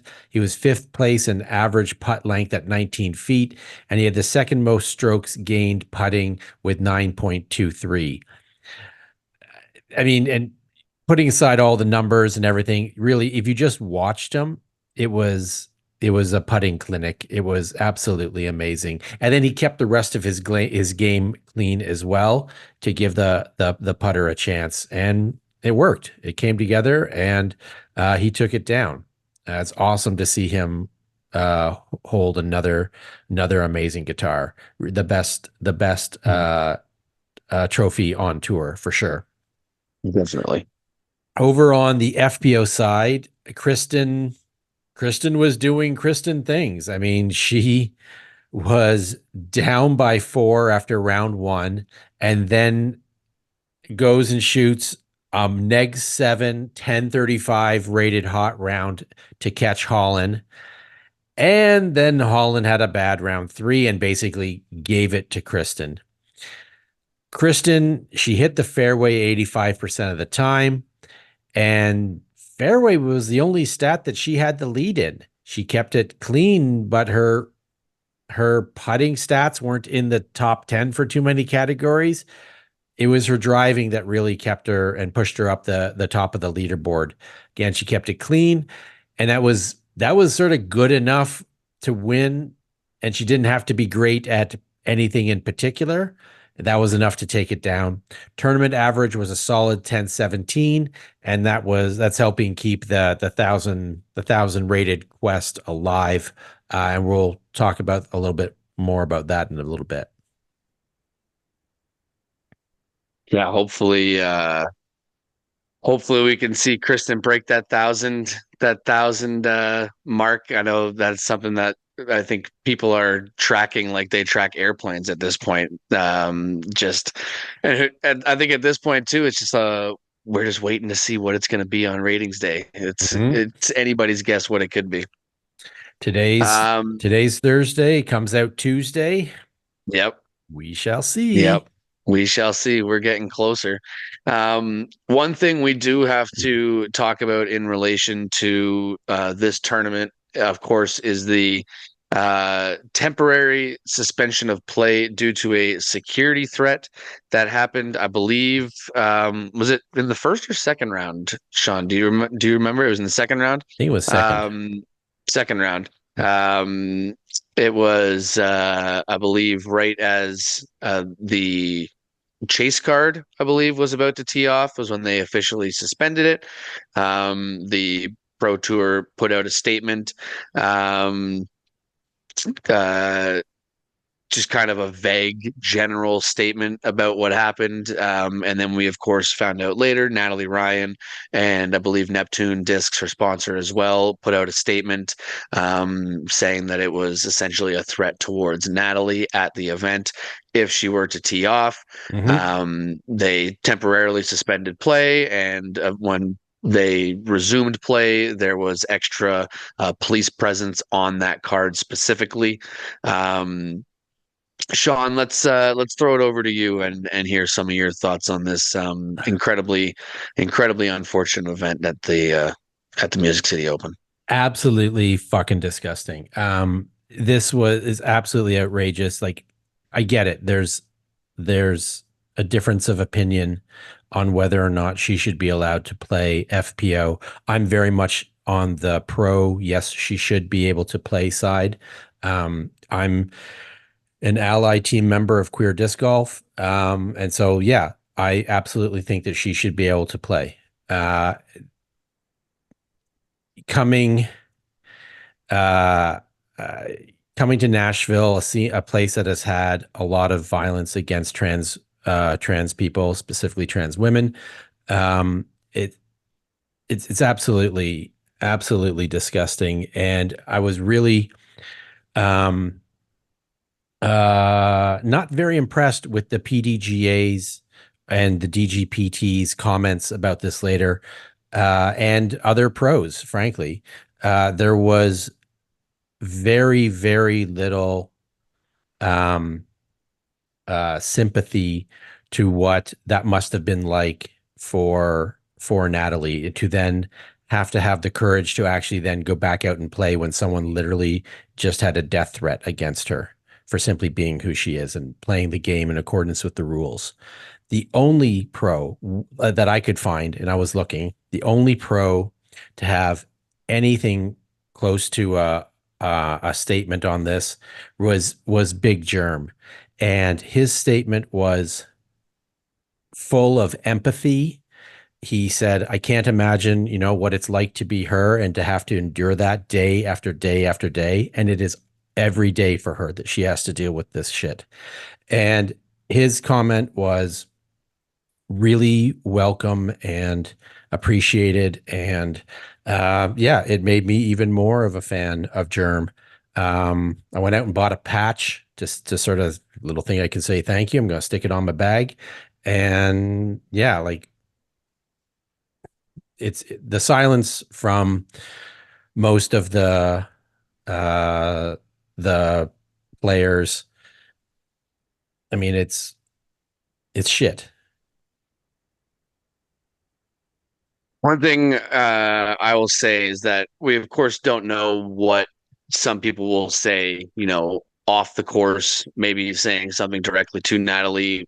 We don't know. But having said that, and kind of touching more directly on the topic of the threat itself, regardless of how you feel about about Natalie Ryan and her playing in the field, regardless of how you feel about anything to do with that issue, threats of violence against an individual is never okay in any level, period. It's never okay. And yeah, I can't imagine what it's like for Natalie to have to then go out and try and compete in a tournament after a threat is made towards her. Having to have Kudos to her an for being arm. able to go out and finish, and Yeah. with a police officer there. Mhm. It is now I will say kudos to the Pro Tour on being able to actually suspend play, get players off, and figure out the situation, be able to coordinate with local police to establish what's the best way to go forward with it. Because as far as we know, this is something that the Pro Tour hasn't had to deal with before, as far as we know. And hopefully it's something that we don't have to deal with again. I know we're already seeing, I believe I saw earlier, DDO won't be allowing spectators to have bags with them during the round, something that, I'm it won't be officially said, but you can put A and B together. That's probably a direct correlation from what happened at Music City Open. Mhm. So putting in steps to avoid anything like that ever potentially being a threat going forward. Um, and that's, of course, what we want is the safety of players out on the course. Yeah, absolutely. Yep. And it's notable that I think at the Dynamic Discs Open, I think there will be, yes, there will be two trans women playing in FPO. DDO is coming up this weekend in Kansas. And so Natalie Ryan and Nova Polite, who normally plays FP40, she will be playing in the tournament as well. So hopefully everybody is safe and respectful for once. Yeah, that is, all we can do as individuals is to continue to, support and be inclusive and be welcoming and continue to try and spread that around. And no, that's harder, uh, easier said than done. But yeah, anyways. Yeah. Also something I wanted. Oh, Yeah, go ahead. the other interesting thing, speaking of Big Germ, was kind of actually great to see, was the old guard Mhm. coming back into the forefront with Simon, Ricky, Paul, Dickerson, and Big Germ all in the top five. Like, this was awesome. Like, I'm a newer disc golf player. I've never seen those names all in the top five before. It was pretty cool to see. Like, young guns take a, go go to the back of the school bus. The parents are here and they're gonna take the spotlight from you for a little bit. Especially after the way the young guns have started this season so far, where it's been, Mm-hmm. Gannon and of course AB having super hot starts, Nicholas Antala being a young guy as well, Kyle Klein. Um, Super cool to see these guys in. And I don't know, did you catch the video of Big Germ on the final hole of the tournament where he was checking the scores? So he knew that if he made the putt, he could get himself into a tie for fifth, ran it, and what a sick putt Sick putt, to end it. And then huge putt. big rundown with the big celebration too. That was one of the best things I've seen in a while. And then of course to top it off with Simon getting another guitar, as we mentioned, the Mm-hmm. coolest trophy Mm-hmm. in disc golf, the Mm-hmm. another electric guitar. I always, as much as I say that, I always wonder now for Kristen, is she just like, this is now something that I have to ship back to Estonia? Like, I can't imagine it's particularly easy to get to ship a guitar or cheap, but no, I can't imagine, but she's got a few $1,000s worth of guitars in the past 2 years. So it's interesting perk of being the disc golfer that she is. Yeah, I love how great a season Germ has been having, especially given his comments, which we had talked about on a past episode, that he's Yeah. getting tougher, he's getting older, harder to compete, but he's been having a fantastic season. Probably the best season he's had in a few years, and I hope he can keep up, because it's great to see. Yeah, I saw a stat. I wish I had saved it somewhere so I knew exactly what it was, but this was Big Germ's second highest career event average. And Ooh. the first and third actually on the list were both from Memorial, Hmm. which we know doesn't really count. It's Memorial. Um, Ratings inflation. So I Hmm. think realistically, this would be Germ's highest career tournament average Love that it. he's ever had, which is crazy. Amazing. Um, I think he even mentioned that too in that interview where he said, he's averaging like he's averaging better than he ever has, but just the talent of the field around him has gotten so much better that he hasn't been able to win as much. But top five in today's field is huge, Huge, huge. huge Yeah. for Big Germ. Um, our picks from last episode that we made for this tournament, Sean, you had Anthony Barella, who ended up tied for seventh. He put on a good final round to jump back into the top 10, Totally respectable. but struggled early. You also had Valerie Mondahano, who did not play. Oh well, So so much for that. hard to judge there. Yeah. I had Chris Dickerson, who immediately after we finished the episode, like within like an hour, I think, made a post about how he's having all these health problems with his hip, Hmm. and it sounded like he might not play the tournament based on the way that the post was, but Hmm. he stuck with it and he played really good. As we mentioned, Solid.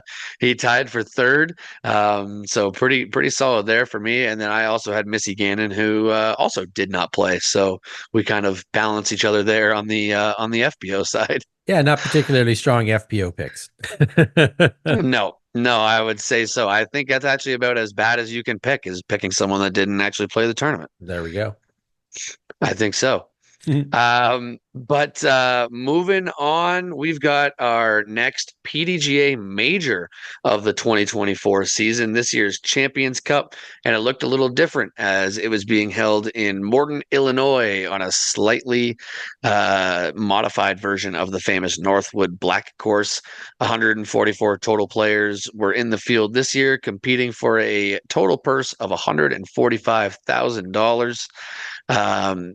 In FPO, it was Evelina Salonen winning her second career major, taking it down by one stroke over Hannah Blomroos and Owen Scoggins, who tied for second. There were 2,114 days between Evelina's major wins, the third longest gap between FPO major wins in history. Comparing her to major victories at the 2018 Konopiste Open, there were only 16 players in the field, and only 3 of those players were rated 920 plus, 3 others, including Evelina. Whereas at this year's Champions Cup, there was 48 players in the field, with 41 others being rated a 920 plus. Quite the difference as the FPO field has grown and improved over the years. Over at MPO, Andrew Presnell not only gets his first career major top 10, but also wins his first career PDGA major, winning by 4 strokes over Nicholas Antala in second and Ricky Wysocki and Ezra Robinson tying for third. Prez becomes the first person since Ricky Wysocki in 2011 to win a MPO major with 0 previous major top 10s. Ricky did it in his rookie season, so he only had like two starts before his first win. But Prez, this was his 97th start at an Elite Series or major. That's the second most MPO starts by their first win in history.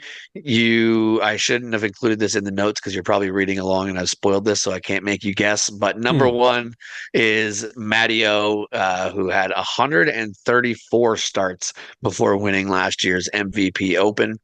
And at 1029 rated, Prez is also the lowest rated MPO major champion since Greg Barsby won the 2018 Worlds at 1020 rated. Just a huge performance for Prez, and hopefully a big boost for him going forward. I actually saw or heard him mention in an interview that Bob Julio, Discraft's team manager, immediately after the tournament went up and said, "Welcome back to the elite team." Got a promotion mid-season back to the Discraft elite team, which comes with Tour Series discs and some other stuff. I heard him also mention that I guess Discraft just has something in, I don't know if it's in all contracts or if it's specific contracts, but something related to winning majors and a particular bonus, and sounded like it was a pretty nice bonus that he was going to get on top of the massive payday that he was getting from the tournament win anyways. But Sean, let's throw it over to you and hear some of your thoughts on the Champions Cup. Prez is such a legendary grinder. It's so great that he's awesome. Getting bank on winning this and taking it down. Northwood Park, and as you mentioned, this was mostly Northwood Black. 14 holes of it were Northwood Black. It continues to show why this is the hardest course on tour. After 4 rounds of play, which they don't usually, I mean, even during Ledgestone is usually like 2 rounds at Northwood Black and then 2 rounds at another course. 4 rounds at a grueling course like this, like the winning score in MPO was only a -15. So, it averaged just under -4 per round. And that was good enough to average 1043 to win. Like this course, it's such a monster. It's such a monster. Woods golf is best golf, and this is probably the best woods course around. Presnell, it was kind of interesting. So he, to me at least, he topped the tournament stats in only 2 categories, but they were the key ones. Landing in the fairway, he hit that 86% of the time, and getting to C1 in regulation 44% of the time. This course was all about hitting gaps and landing clean, stay out of scramble situations, and it wasn't about the putting. Prez was not in a single, even top 10 of any of the putting statistics for the tournament. Wow. Not one. Is kind of surprising. Northwoods is about being, to some extent, a little risk averse. You can't just launch bombs on golf lines or whatever. It's sort of about playing smart and allowing your opponents to screw up their game. Really, I mean, the highest rated skill on this course is course management, and Prez absolutely excelled on that this weekend. 86% fairway hits at Northwood is absolutely nutty. He's also one of only 3 players to have no worse than a single bogey during the entire tournament. He took no double bogeys or worse. The other 2 were Aaron Gossage and Robert Burridge, I believe. But of course, Prez then took just a handful less single bogeys as well to come out on top. Just playing true golf. Disc golf has never scored so much like golf in a tournament. I don't think. Yeah, no kidding. Northwoods, you're off by an inch. You might as well just punished. Yeah, just skip that rest of the hole and just go to the next one. Yeah, see you on the next tee. Yeah, exactly. The other really notable player, I think, on the MPO side this weekend was Casey White. Leading after round 1, leading after round 2, started having a good round 3 which started at was it 6:45 in the morning that day? And they had to play, was it half of or more than half of round 2 and all of round 3 on day 3. And then he gets injured. He cuts one of his throwing hand fingers mid-round. And that was it.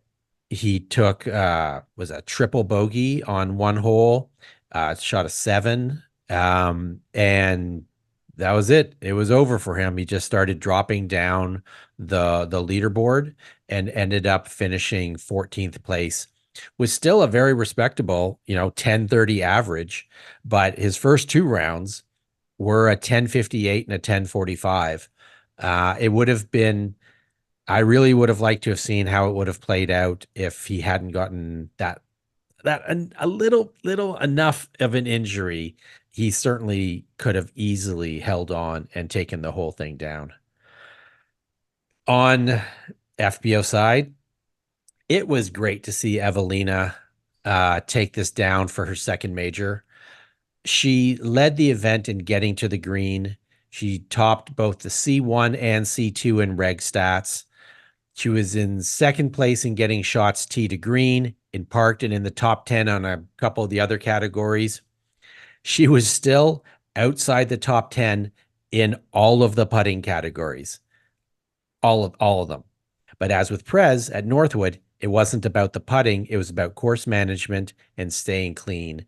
And she did it. And that was enough to take it down. One of the things I really liked about this weekend on the FPO side was it's the first time that I can think of where you had to go down to 7th place before you could find an American-born player.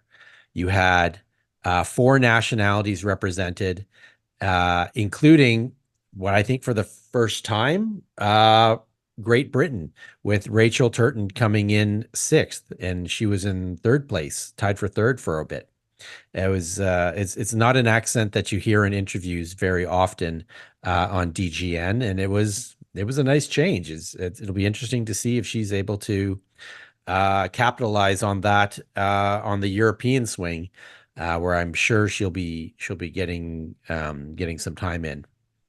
I believe that's where we first saw her. If I'm not mistaken, last year she finished really well and maybe was even on the lead card at the PCS tournament last year. I think she may have finished on the podium, if I'm not mistaken. And that was, of course, an elite event, the only elite event in Europe last year, but had at least a decent field on the men's side. I can't exactly remember the FPO side over there, but I do remember her name popping up there. So yeah, with the European swing coming up, hopefully that's a name we can see more of, because as far as I know, that's the only time I've ever seen someone from Great Britain on the leaderboard at a Pro Tour event. I can't think of another one. No. As for Kristen, she had, by her standards, a fairly mediocre tournament, I think, overall. She had a couple great rounds, but overall was kind of, not up to her standards. She finished 5th overall and below her rating with an average of 988. Now, of course, as regular listeners to this show will know, this showing was entirely due to her partner, Silver Lat, accompanying her on her rounds for most of the tournament. The curse of Silver, I think was definitely in play. He wasn't literally carrying her bag. He was just like her emotional support person or whatever. And that, I think, was enough alone to make her lose.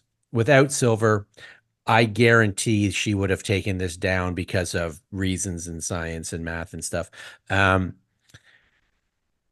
for her rating that we alluded to earlier, there's some Redditor nerds who were crunching numbers on their graphic calculators or whatever the kids use these days.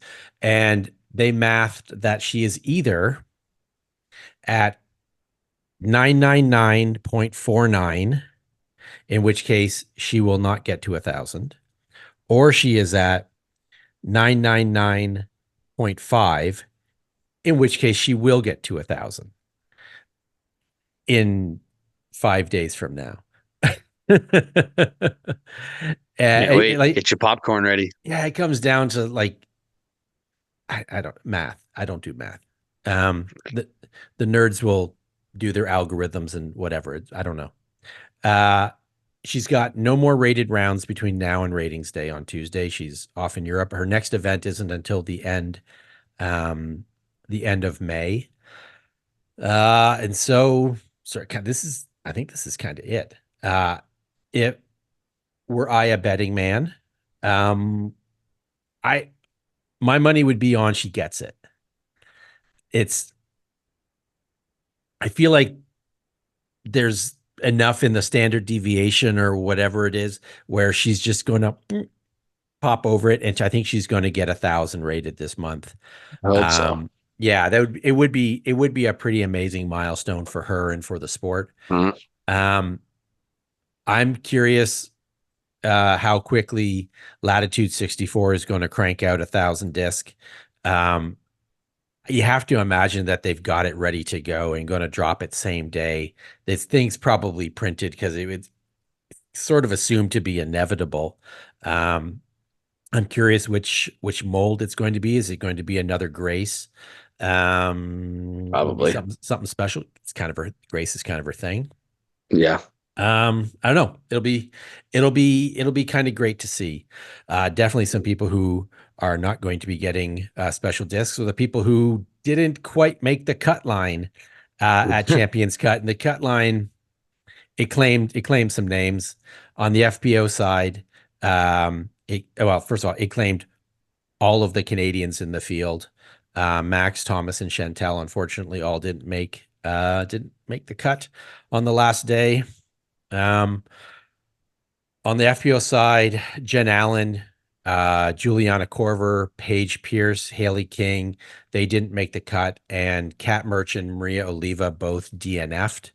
On the men's side, the cut line took out Chris Clemens, Kevin Jones, Gavin Babcock, Ben Calloway, and very notably, the return of Eagle McMahon, who finished way down in 90th place on his first tournament back. What are your thoughts on that, Mr. Robbie? Yeah, not a great return for Eagle, to say the least. That's his worst career finish. 90th place, never finished that low at any tournament ever. And it's also the first time he's ever missed cash at a major as well.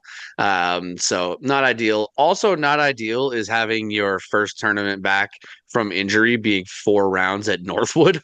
Probably, There's worst probably case not. scenario. Yeah, probably not the welcome back to the Pro Tour No. that you want. But I did hear, I didn't watch the video myself, but I'm pretty sure this was quoted from a YouTube video that Eagle put out saying that overall his body feels good other than some tightness in his back, which is, of course, why he wasn't at Music City Open when we thought he was going to be coming back for that. But regarding the arm and whatnot from surgery, things are good there. So that is good to hear. He's throwing righty full power shots. I mean, just obviously, it's just not a good course to when you're a little bit rusty and you're a little bit. You can't be a little bit off at Northwood and expect to have a good time. So I expect Eagle to do better at DDO. I wouldn't exactly say he's going to win, although he has won the event before when it was glass blown when it was the glass blown open, and I believe he's won Portland before, which I believe is the event after that. So some good events here for Eagle to get back into shape and show that this isn't like I don't think this is going to be like a regular thing for Eagle having performances this bad. I wouldn't bet on that at all. I mean, we also have to keep in mind he's also still learning his bag. Like this is the first tournament. Yeah. He's been on team MVP for 4 months. Yeah, and I think he's been doing a lot of practice like in Colorado at elevation too. So, you get used to discs at elevation and then all of a sudden you're in a different part of the country. I haven't been on courses to experience just how much like elevation, like extreme elevation, being up in the mountains and whatnot, will change the flight. I've heard that it changes it a lot. So, just going from different altitudes like that could definitely be a slight adjustment, and slight adjustments are not ideal for Northwood. No, not ideal at all. No. No. The other notable thing is the continuing drought of Ricky and Calvin. Calvin more than a year still without a win, and he's still never gotten a major. Ricky, major drought continues, and his Elite Series and higher drought continues. Can Ricky get another major at all? He did well in the tournament, not well enough, but he's still in contention. But I don't know. Do you think Ricky's got 3-time in him? 3-time to get another Worlds. I mean, it'll be so course dependent, of course, but you can't count Ricky out on any course. Nope. He's one of the best all around players. I think he's like 4th in Pro Tour standings right now, with a missed event in there. He's one of the best players in the world, so you can never count him out. But there's a crazy stat that I took a screenshot of because I had to mention it. The days between Ricky's first major start and his 6th major win, 2,454 days. Days now since his 6th major win, 2,450 days. Wow. It's now been longer since his last major than it took him to get 6 from his first start. Wow. Yeah, that's a crazy stat. Wow. Now, I don't think that'll last forever. I think Ricky will win another major, but with the talent of the field just increasingly getting better. And then you throw in like a wild card like Andrew Presnell getting a major victory this season. You only get 4 chances a year. It's limited. And Ricky will continually get like 3 Pro Tour wins a season, but people remember the majors. People remember the majors more than anything, especially Worlds. Ricky is a 2-time world champ, but he's looking for more. But just to get any major, it's got to happen soon for Ricky. Do you think he's going to take one down this year? Would you This year. would you bet that Ricky Wysocki takes down a major in 2024? Well, all we got left now is the European Open and Worlds at New Worlds and London. USDGC. Yeah, we're at New London, which I don't think I've seen anything of before. Hasn't been on coverage before that I can recall. No. So that's a little hard to predict. That is, of course, a Paul Macbeth design course. So maybe see if Paul has some sort of advantage. I don't know if Ricky has ever performed that well at European Open or USDGC. To be honest, I can't think in my head of a time where Ricky was battling it out for a win at either of those tournaments. I could be totally mistaken, but yeah, I don't think he'll get it done this year. No, I don't think so.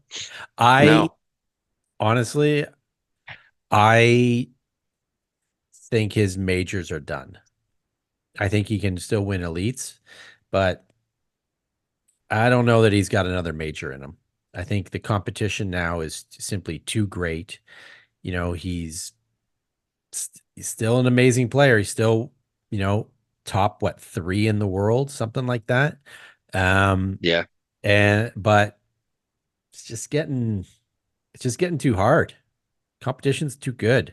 There's too many players who could pop off. I mean, Prez, who did I wonder if a single person would have picked Prez to win champion this week?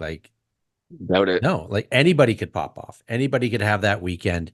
And there are just so many of those players who could have that weekend. So my money would be on he doesn't win another major. Yeah, and I think I heard a stat somewhere that Prez is the 33rd unique MPO major champion. And he's I think there's pretty much half of that list are only one-time champions. And a bunch of that list have only come recently. In the last 6 major titles, we had the 2022 USDGC Gannon Burr. That was his first major. 2023 Champions Cup, Isaac Robinson, his first major. 2023 European Open, Corey Ellis, his first major. 2023 Worlds, Isaac Robinson, his second major. 2023 USDGC, Kyle Klein, his first major, and in 2024 Champions Cup, Andrew Presnell, his first major. So 5 of the last 6 MPO major winners, it's their first ever title, and the only person that has more won his first title in that time frame. So it's I agree. It's getting harder, but Ricky, he's got that animal in him where if he finds a groove, there aren't that many people that can catch up. It's just whether or not he can get over. At this amount of time, he knows the narrative. So I wonder if it's in his head at all, him not being able to get it done at majors. Who knows? We will see. Who knows? Yep. Moving on to our picks from our last episode. Sean, you had Kristen Tatar and Cole Radalin. Kristen finished tied for 5th, as we mentioned, or as you mentioned.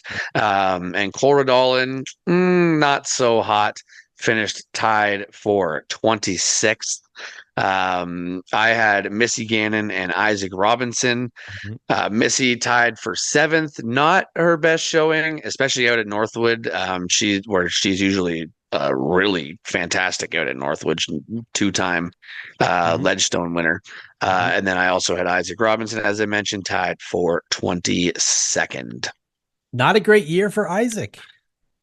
No.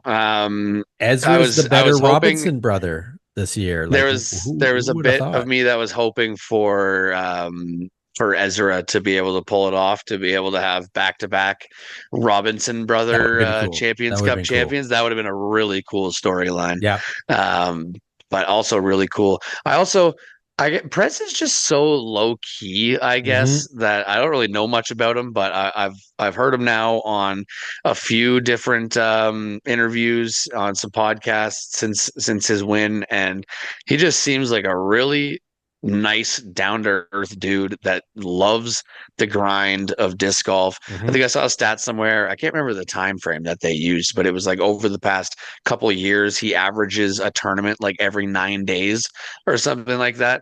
So he's Wow. like basically once a week, and then I guess once every other week, maybe like 2 or 3 times throughout the season. I guess he's Hmm. just he's nonstop. So good to see him finally take that one down. Absolutely. I completely agree. Yep. Shawnee G, let's throw it over to you for some upcoming tournaments in our area. We've got a few notable tournaments coming up over the next couple weeks before our next episode. This weekend, I believe, is the Christie Lake Spring Fling, a perennial favorite, a 27-hole layout that is legendary for creating backups on the course. Unlike past years, they've adjusted the order of which divisions are going to go play when in an attempt to sort of alleviate some of those backups. What time are you teeing off at there, Mr. Holden? 7:50 in the morning. That is very you like the first card out? Like that's very early. I am not the first card out. I believe they start with juniors, but I am the very first MA1 card to go Mhm. out, and I believe we're the second division to go out. I think there's going to be like 2 cards ahead of me, basically, of juniors, and then my card, which I guess means that I get the rest of my day afterwards. Like try and spin this in a positive in some sort of way, but it's gonna be an early morning. I usually am in one of those groups that tee off early in the morning, and it's actually kind of nice to be done. It's like, oh, all right, go back to bed. Wind down a little bit in the morning too. Fingers crossed. It Fingers can be, yeah, crossed. yeah. Have you looked at the weather report? I know last year it was pouring rain.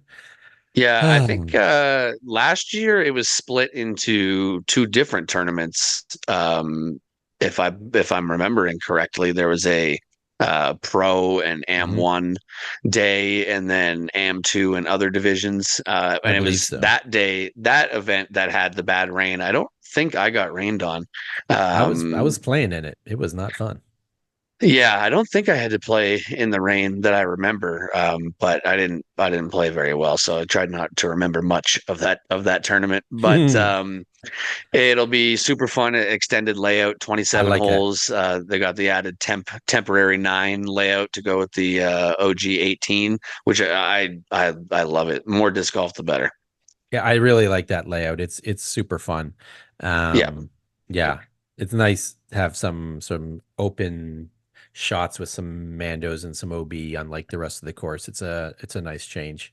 yeah. The other event going on this weekend, the one that I'll be playing in because I'm not playing in the Spring Fling, is the Bond Lake Open on the other side of the Niagara River in Lewiston, New York.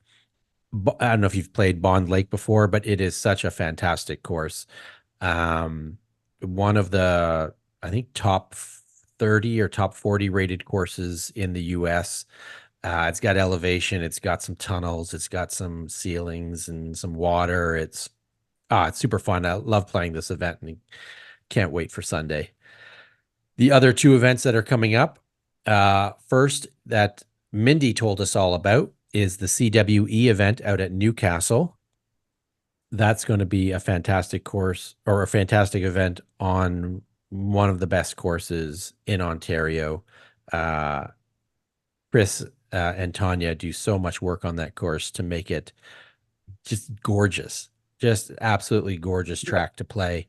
Um, Truly the gold standard of integrating a ball golf course with a disc golf course. The Agreed. best around. Absolutely. One of my favorite courses in Ontario. Hell yeah. Hell yeah.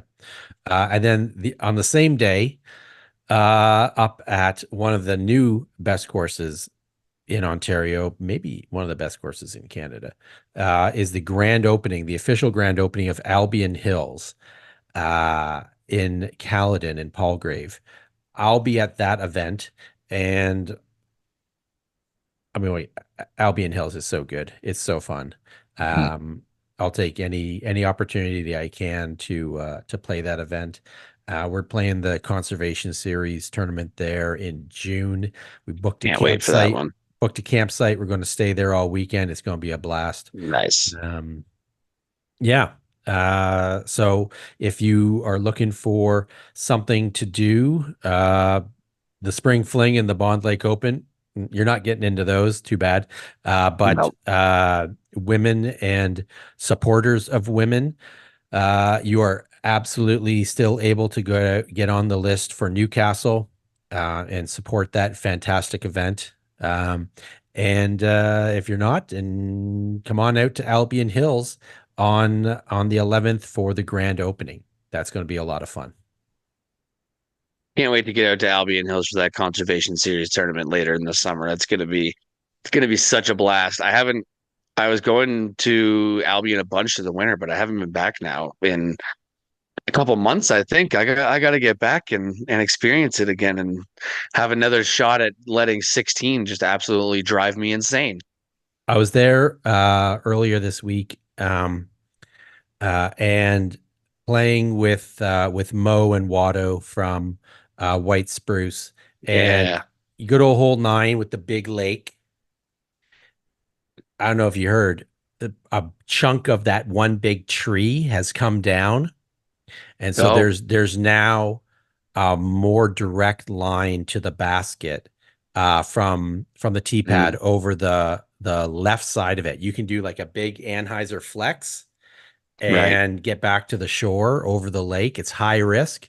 Both of them took the shot. Both of them made it and had an eagle look, and Wow. both hit the basket but didn't quite sink it on their eagles. Yeah, but it's amazing, absolutely amazing to watch someone take that line. It's an option. It's a valid option now. Mm-hmm. I went the safe route and I got my first par on that hole, so that was Nice. a win. I'll take that. Heck yeah. And how many did you give away on 16? I didn't actually even have time to play 16. I had to get home to get my dog at a Smart. daycare. Yeah, very smart. Just skip 16 entirely. That's a smart yeah. decision. Yeah. I'm going to think I birdied it. We'll go with that. Yeah. I mean, no one can prove otherwise. Nope. No scorecard. Delete scorecard. Yep, exactly. Let's keep doing a little bit of a look ahead with some Pro Tour events coming up. We mentioned it a few times already. This coming weekend, we've got the Dynamic Discs Open, formerly known as the Glass Blown Open, as I had mentioned. I actually was supposed to go down to GBO in like 2019. I think there was a big group of people going that I was going to jump in with back when it was actually like a huge event of amateurs and pros on the same weekend. They'd get like 900 people in one event, just a big disc golf party. They've, of course, split it up now. So AMs and pros are on different weekends. And honestly, this is one of the events of the year that I hardly pay attention to for whatever reason.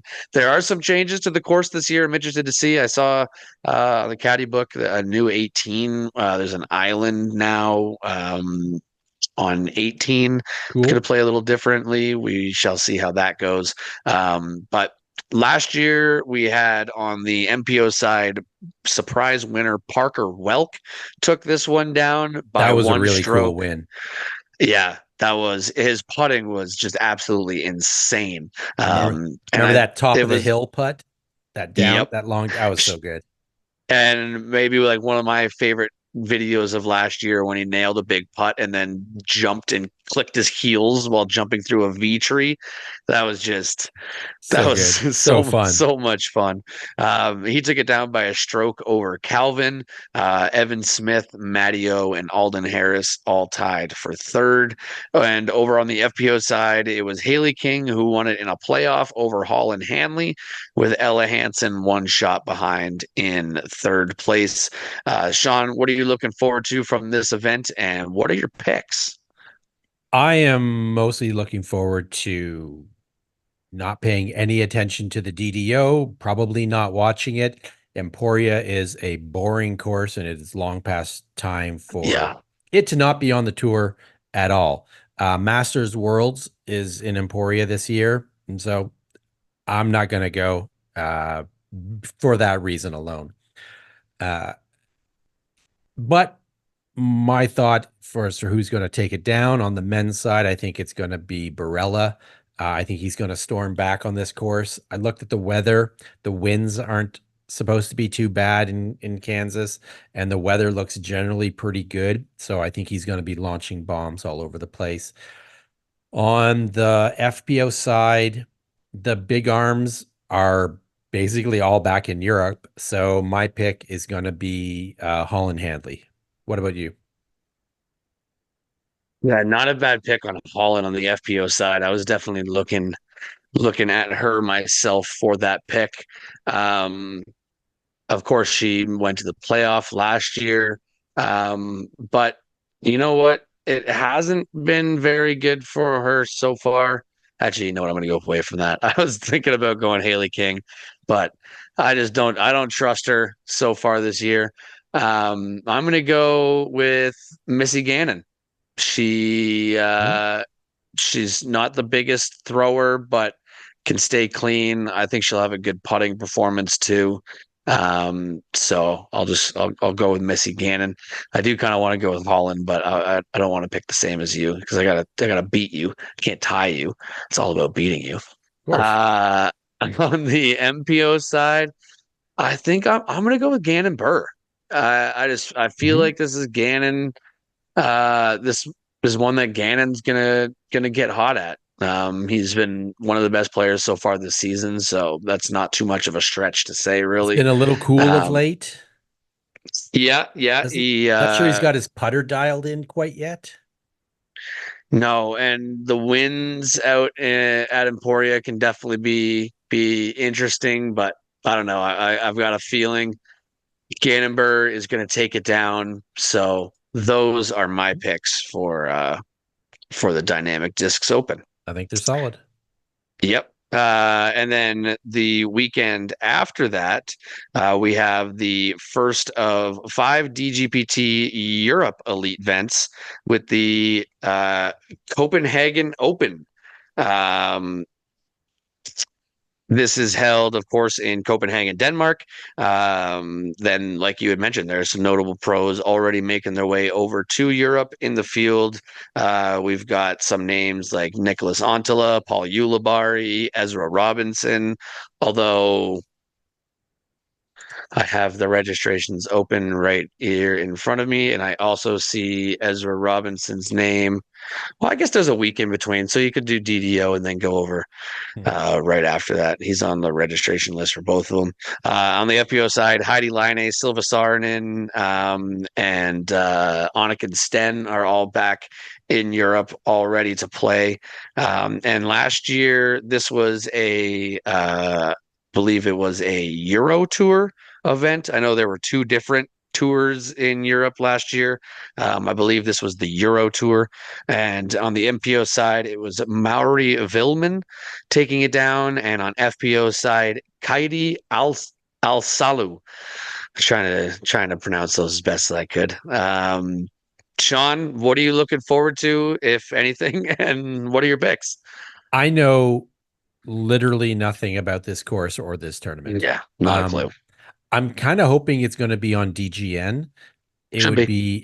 Yeah, I think they're supposed to be doing a lot of coverage on the European tour this year.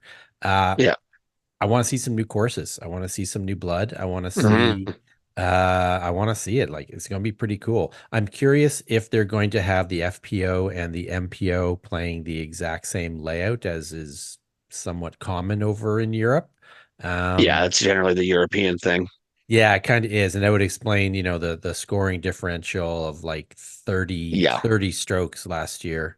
Um, I don't know. It'll be interesting. It'll be interesting to watch. The time difference, I'm not going to be probably watching it live.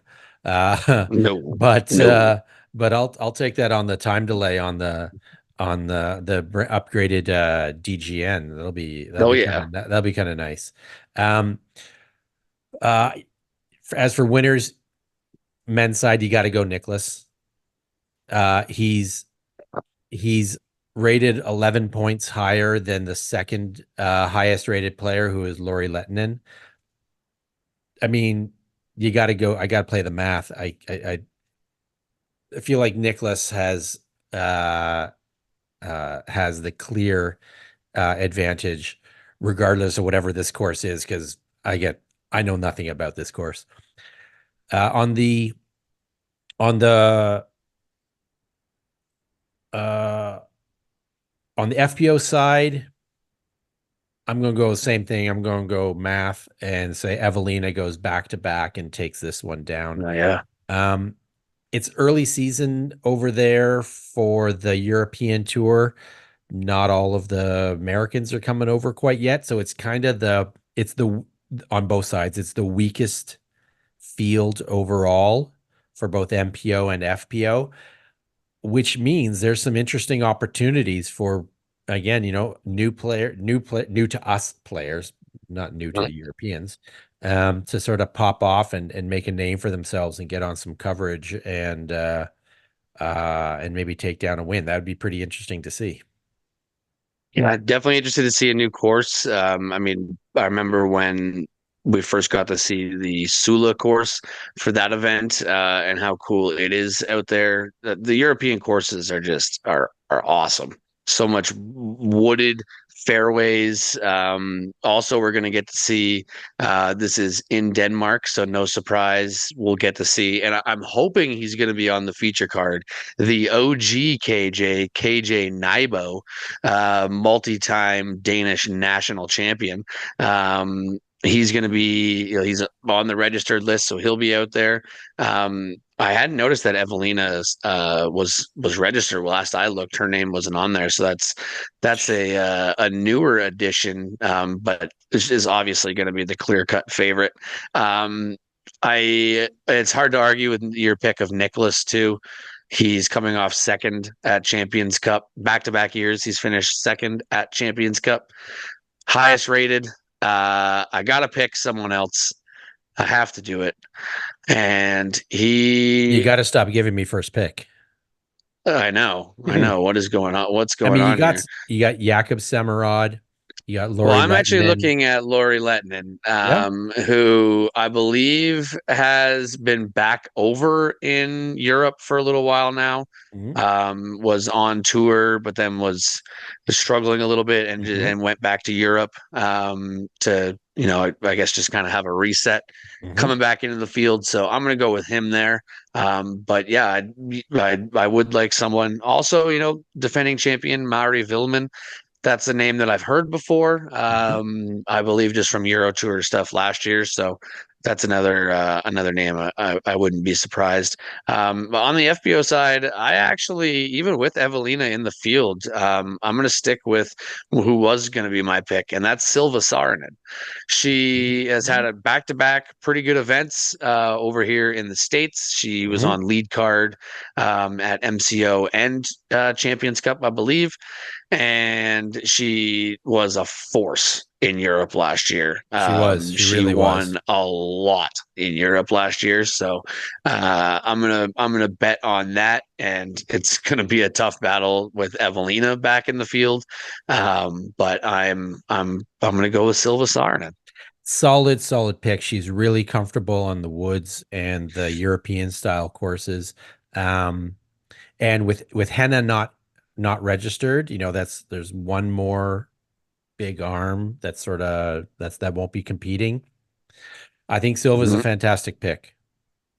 Yeah, it's an interesting spot on the schedule where there's still some stops in the US still to come. So not everyone has gone over to Europe Mhm. yet, but some people have. So the fields on both sides, like I think in DDO, or whatever's after DDO, I guess more specifically, Portland, Mhm. on the US side, I'm assuming we'll have, a bit of a weaker field as some people start to go over to Europe. Mhm. Those fields will start to get stronger. So it's good. Yeah, exciting times. Hopefully we can see some names that we don't hear too often popping up on the leaderboard.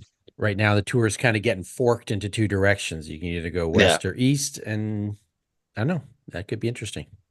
Yeah, definitely. Speaking of some interesting things in just some other disc golf topics, I know that there was something that you added to our show notes here, Shawnee G, that you wanted to talk about. Saw this on YouTube. Steve Dodge shared this on his Facebook page. It is a fantastic YouTube video entitled "We Built the World's Fastest Frisbee Launcher, Regulation Size." Basically, they built a golf disc launcher to try and see how far you can launch a golf frisbee. And I won't spoil how far they got it out, but it's really far. It's really Their far. entire goal was to beat David Wiggins Yeah. Jr.'s world record of 1,100 and something feet, which is a mash in itself. And I had seen, and some people may have seen it already. They had put out a previous video, similar concept, where they were doing it with a mini. So it was a disc golf mini that they were launching, and I think they launched the mini something like 800 feet. Where in the flight you could see that it had like multiple S shapes as it was going in and out of stability. Super cool. And just the whole scientific breakdown of it was, I watched this after I saw it. You posted it in the show notes, and super cool video. So Super cool. I'm sure we'll include that in the show notes for anybody that wants to check that out. We'll have a link for you. I suggested to Steve Dodge that they try and get this thing out to the MVP Open and just have like a demonstration, because the distance that they got this thing to launch is pretty much the distance from Hole 1 Gold's, the legendary Hole 1 Gold tee pad, to the Hole 8 island. And it would be amazing to see a disc go bombing over the forest, bombing over the lake, and go ace running at Hole 8 with the 8 holes. That would be epic. It'd be so epic, so epic. Like, come on, Steve, let's make this happen. Let's get it done. Oh, and while we're on the topic, Steve has a fantastic daily disc golf podcast that I think everybody should subscribe to. Disc golf news in 10 minutes or less, something that we could never achieve ever. No, not possible. No chance. No, we like talking too much. Yeah. But yeah, of course, we will have a link for that in the show notes if you want to check out that video. Super fun. So everybody go give that a watch. And that's going to do it for us here on Miss Mando. Thanks again so much to Cam and Mindy for joining us for an interview. Super awesome to have them on. Hopefully some people we can talk to again in the future. And yeah, looking forward to some Pro Tour stuff coming up here. Maybe we'll have to take a little peek, Shawnee G, next episode and do a little update on our fantasy draft teams that we had with Galen, and do a little update on the points, first couple events through that, see how our teams are doing. I honestly have no idea who's in the lead right now. So it'll actually be news to me as well. But yeah, that's going to be it for us here on Miss Mando. For Sean Galbraith, I'm Robbie Holden, and we will see you out on the course.